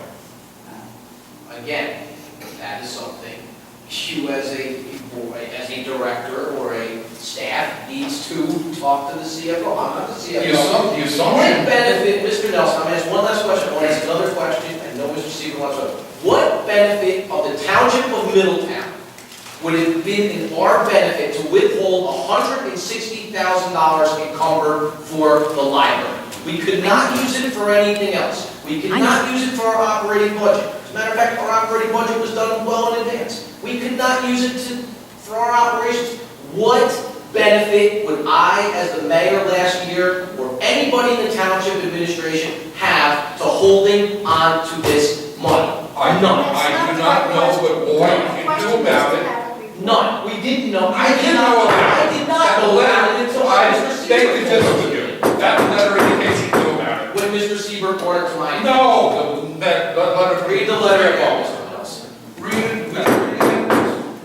no, there's no need to read any letters. The fact of the matter is that me and Ms. O'Neill were in a meeting and discussing some finances and the reserves that were held by the township, which she believed were $50,000 at the time. I got in my car, drove literally less than a mile down the road, and sat in front of Mr. Tresente and went through the entire transactions, and in the end, it came out with $156,000. I didn't find that terribly painful or cumbersome, yet in the end, we ended up with the money. So that was my main concern, and I was happy to hear that and receive that news, but at the same time, deeply disturbed that the actions over the past 6 months had occurred, and in the end, although we are using a great amount of reserves this year, and it only served to reduce those reserves that are being spent this year and will most likely be spent in next year's budget. So, would the branch have been closed? More than likely. At a minimum, extremely reduced services. Do I stand by my vote and my position? Yes. The fiscal atmosphere, it is imperative to be extremely responsible and conservative. We don't know when we're going to return to greater allocation from tax revenue. You know what, Steve? The branches weren't sustainable. That's a very popular word right now. And it was not a sudden occurrence to think about closing those branches. We've talked for years about closing those branches at the board meeting and knew that eventually that may have to happen. And it just happened. They were not sustainable. It was the sort of thing to do, from a financial standpoint. Okay, that's enough. We'll return to to the public comments, where we are. Oh, we're having another time talking. We're getting some things out in the open. If that's true, Vivian, then I really feel manipulated by what happened earlier this year. That I sit here and if this was a foregone conclusion, and all these people were losing their grants 3 years ago, nothing we could do, no matter how much money we had sitting over the township, no matter how much money we're spending, that those who live more than the under direct, then the fact that that whole painful exercise happened, how can they know that? How can they weren't told that this is a foregone conclusion that has nothing to do with politics, that this is something that's going to happen to these branches, it's nobody's fault? How come that wasn't told to the public? How come instead they came to local football? I don't understand that. I'd like to know that too, but you know what? Nobody ever came to library meetings. Nobody ever came to library meetings. It's not a secret. Well, they came to that library meeting with the intention of blaming. That's what happened. No, but you're telling me it's a foregone conclusion. But all these people came here with the intention, with the understanding that people were to blame for that. Well, it was a circumstance that brought it to a head very suddenly. Okay. Yes, it was. Where did it come from? Because it was painful to sit through. It was very painful. We now return to the public comment session. Please do not ask the board members any questions specifically. If you have a question, address the chairman, myself. My name is Ken Sheehan. I've been a town resident for 14 years and a user of the library. I'd like to know if any of you board members have library cards. Yes. Yes. All of you? Now we do. If you don't have a card or don't use the library, I find it hypocritical that you can sit on a board of an institution you have no interest in other than significant its finances. I spoke before this board last December and directly asked then and Mayor Fiore how the town would respond to operating needs of the library, such as the HVAC system and the promised upgrades to the parking lot, since the library was being forced to close branches, start charging for some services, raising fines, and replacing employees as they retired or resigned. Mr. Fiore, you promised that these needs would be taken care of. So I ask you again, where's the safety improvements to the parking lot and the expansion? I don't see any evidence of anything other than the town mowing the grass. Budget was passed in July. I'm not done yet. July, we have to do a capital budget after we pass it. What you asked me a question. You asked me about where the floor is. What I have seen and read is all the negative comments you've made about the library director. Your disapproval that you notified the public about the library finance position and pressures to reduce library services by closing 2 branches. I did not trust your comments or respect you as the mayor, and I do not respect you now as a voting member of the library board. I think you orchestrated your appointment to this board for political purposes, to discredit the director, and have done in disguise a master plan to make the library part of the Monmouth County I have system. better things to do, sir. I'm not done yet. I don't care if you're done. If you're going to I've make those heard many people suggest that accusations you already public. have someone in line for the job of director. To me, you are a little Caesar trying to meddle with one of the most important services in our township for your own political gain, along with your toadies, Kevin M. Reno, Stephanie Murray, and Bob Seaver. I love this library and I'm a frequent user. I represent thousands of people in Middletown who feel the same way and are stunned to find out there are political appointees serving as library trustees, and that there is this attack being made on the very person who has made this library what it is today. In doing so, you are showing how disconnected you are with the users of the Middletown Library. Ms. O'Neill not only helped design this main library, but has made our library one of the best independent libraries in the state, if not the country. There has been no crime except made a politician angry, Mr. Fiore. The director acted on her own conviction that the public library belongs to the public. In the end, the public library loses its independence and becomes part of the Monmouth County system. The library will be reduced to mediocrity. No one has ever said that the library is going to the Monmouth County system. And in that December meeting, sir, I addressed that 3 times for you. Enough has been done. That's right, so I'm not going to send this to the county, despite your claim. Anyone else like to speak? Mr. Stott.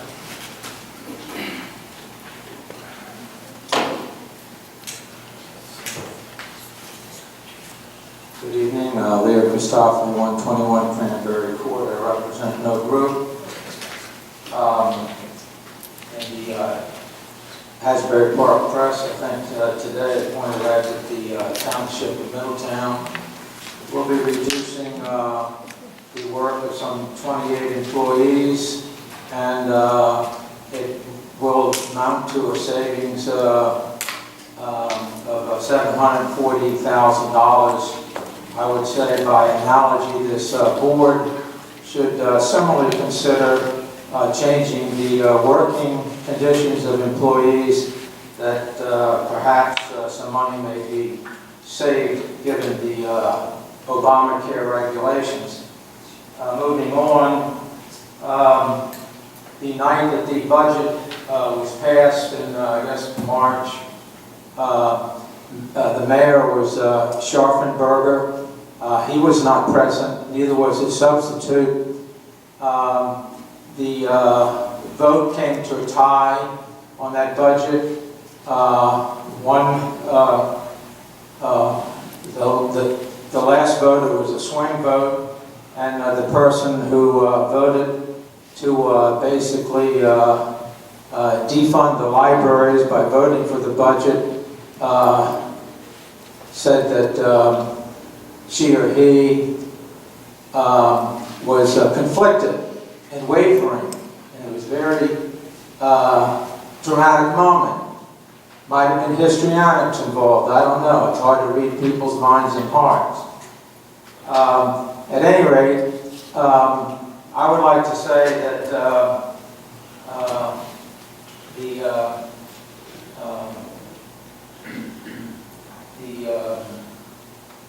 fact that the committee of the township had no member present voting that night certainly acquits them of any ill will towards the 3 branch libraries were closed.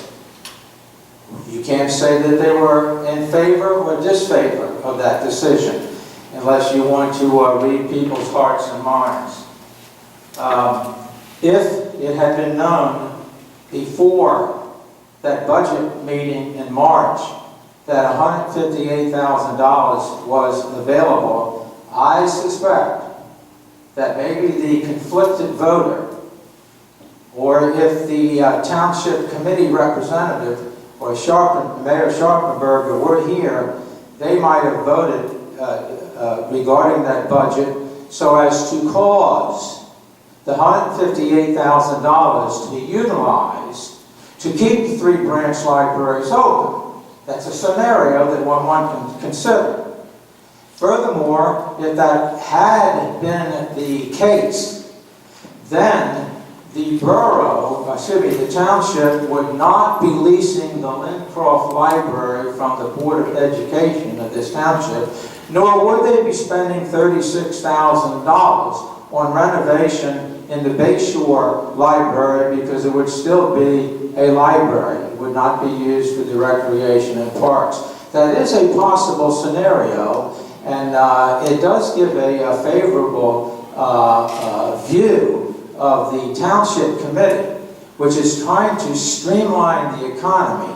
It is rather tragic, I say, and I don't enjoy it, to hear that $740,000 may be saved for the taxpayers at the cost of 28 employees losing some employment and some time. I would still like to see under civil service, if we have to go all up to the state, I'd like to this board to consider an administrative justice investigation where interrogatories will be done and disclosures will be done, so we can get at the bottom of this instead of this public bannering going back and forth, and a document being sent here to there that is not made available to the public in some kind of bulletin over here.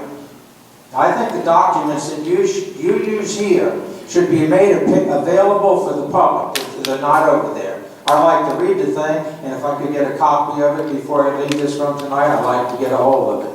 Thank you very much. Thank you. Just under time. Anyone else like to speak? All right. your newest residents, I think. I moved down here, I'm sorry, my name is George Rogers. I live at 25 Firethorn Drive in the town. And it's a pleasure to meet the mayor for the first time. He's not the mayor. Oh, okay, well, I've got a lot to learn. He's just councilman. Okay. I'd like to tell you that I had a number of choices of places to move to. And this library and the way it's been run and the things that I've been able to find in it, I'd like to compliment Ms. O'Neill. I think it's an absolutely fabulous place. I came from a town that I thought had a good library, and I think it was probably more run by George Washington. This one is run beautifully. I'd like to compliment you all on your interest in the community, your interest in the library. I don't want a chair thrown at me. I'm not a CPA. I'm just a taxpayer who's happy to be here. But as generally outlined, the numbers by Ms. O'Neill to me, seems to me that there was some dollar amount of money that she didn't know about, that she did find out about, and respectfully, from the sound of it, it probably wouldn't have saved those branch libraries. I'm just speaking as a taxpayer and as a lover of your community. But it's sad that they closed. What's even sadder to me is the condition of our country and the lack of jobs and the lack of people out spending money. And I hope that sometime in the future this is going to change. But I would like to compliment you all on your sincere interest and integrity in attempting to maintain this fine facility. Thank you for your comments. Would anyone else like to speak?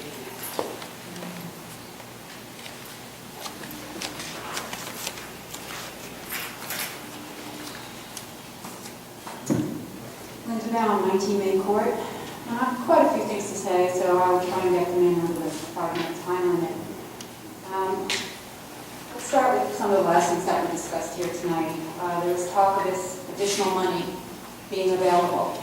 Whether it was last September, last December. I think the one thing that was really not discussed was when the admin system was updated. So let's talk about not what happened this year or at the end of last year, but what the usual process is by which the finance people, the director of this library, go about learning what the monies are that are in the township accounts for use by the library.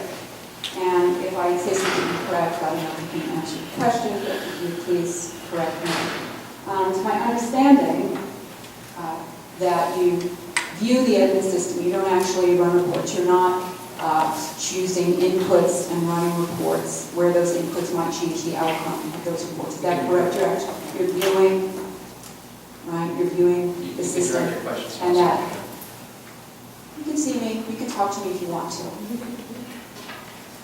So my understanding is that you use that system, that is your basis, and that each year, when the audit is completed, that if monies are available, whatever that changes, that system is typically updated. Is that true? And it is updated timely, shortly after completion of the audit. I will say that the information that the reserves are never made available to us until after the audit is completed. And I did expect to see it in the 2013 reports, and it didn't show up until after Mr. Seaver made his visit. We have the ability to see part of the admin system, not all of it. It is the product that is used by our finance department, and they have access to the total system. We have access only to part of it. Does that answer your question? Not quite. Is it typically updated timely, though? I can't make a comment on that. Okay. Why don't you send her an email later? Is this, we're talking The about public questions are for the information. president only, aren't they? If you know the answer, feel free to respond. I asked the public to address the chairman of the board. You're right there. If you know the answer to the question, then feel free to respond. Typically, the protocol is to ask the question, and then Mr. Seaver will direct it to the director or some other maybe. I advised her that she clearly ignored it. Sir, you have ears, you have a mouth, you can respond to my questions if you wish to. If you know the answers, did you know the answers? Well, you could have spoken up. You're making a statement, not a question. Folks, you know, this is conduct very unbecoming of public officials. And I really look forward to a time in this town when the people get the kind of leadership that they deserve, the kind of leaders that behave the way they should. Very unconscionable conduct, I'm sorry. Well, like you as a candidate. Mr. Fiore, please hold your comments to the end. Mr. Fiore, please. You know, Mr. Fiore, only the people on the inside are making that comment. The people on the outside are talking about truth, are looking for information, are talking about accuracy, are looking to provide this board information that typically gets ignored. All right, let's talk about some of the comments that were made at the beginning of the meeting. There was a little discussion after some of the public comments. And one of the things that has always bothered me about this administration, and I'm including this board and many of the other boards in town, is that often incorrect information is thrown out. Inaccurate information that is easily refutable, but then the public is not given a chance to refute it. And I'm going to use the word unconscionable again. That is an unconscionable practice, in my opinion. And I look forward to a time when there is open discussion between the public and the public officials of this town.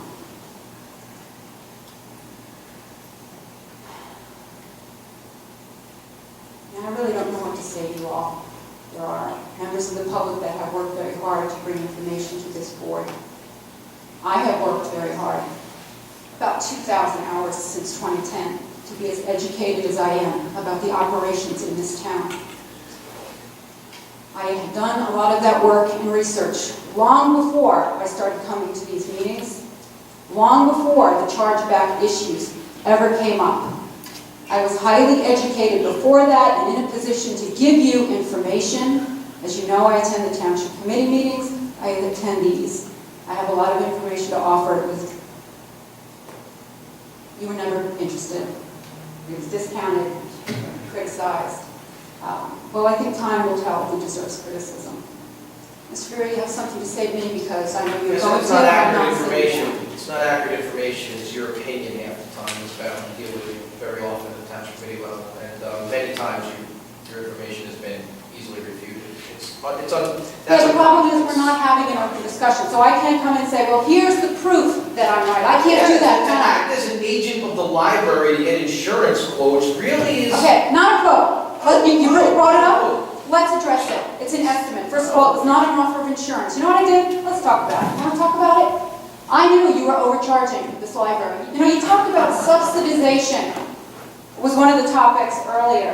And I find that a little comical because in the aggregate, my review of those chargebacks showed that this library, the subsidization was not the township subsidizing the library. Served thousands of hours, right? I have an actuarial background and an insurance background. So do I.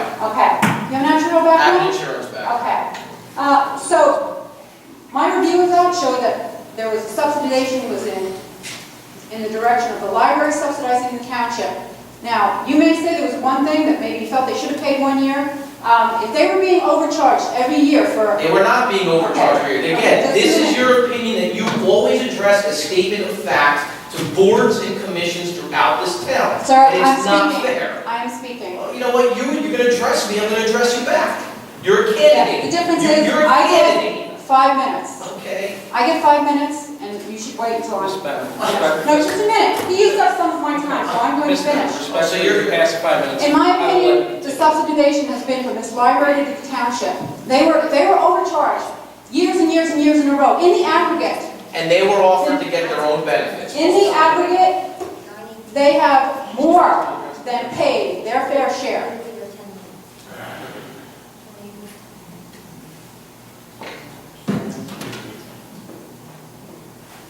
to say to you folks. We talked about I had gone and tried to prove to you that you were being overcharged. Well, you wouldn't take my word for it. You know my background. I worked for the Workers' Comp Bureau for many years. I know workers' comp insurance. I knew you were being overcharged. $100,000. If you paid insurance, it would have been about $20,000. The total claims for all of the library in the last decade, the total claims was $56,000. In 1 year last year, you charged them $104,000. Insurance would have cost about $20,000. Okay, so Is I that thought quote? it's Is that not- a quote, Ms. Bell? it's Is not it a going quote to for be. $20,000? Or was that an estimate? Okay, sir. I'm asking you a question. I had told made a you once statement. before, Was it a quote no or an confidential estimate? information Was it a was quote or an obtained, estimate? was provided to the insurance Okay, carrier, no the legalese to confidential. protect your insurance licenses notwithstanding, was it a quote or an estimate? I specifically told the person I was speaking to, I said, I identified myself, I said, this is what I'm looking for. I'm looking for a ballpark figure.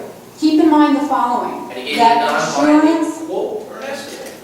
it was not an offer of insurance, it said that on the document. It said that on the document.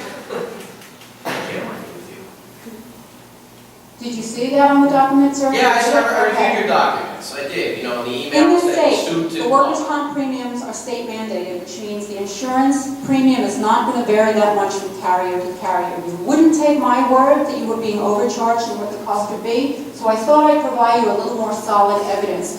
Even with that evidence, you ignored the truth. And it was an estimate, sir.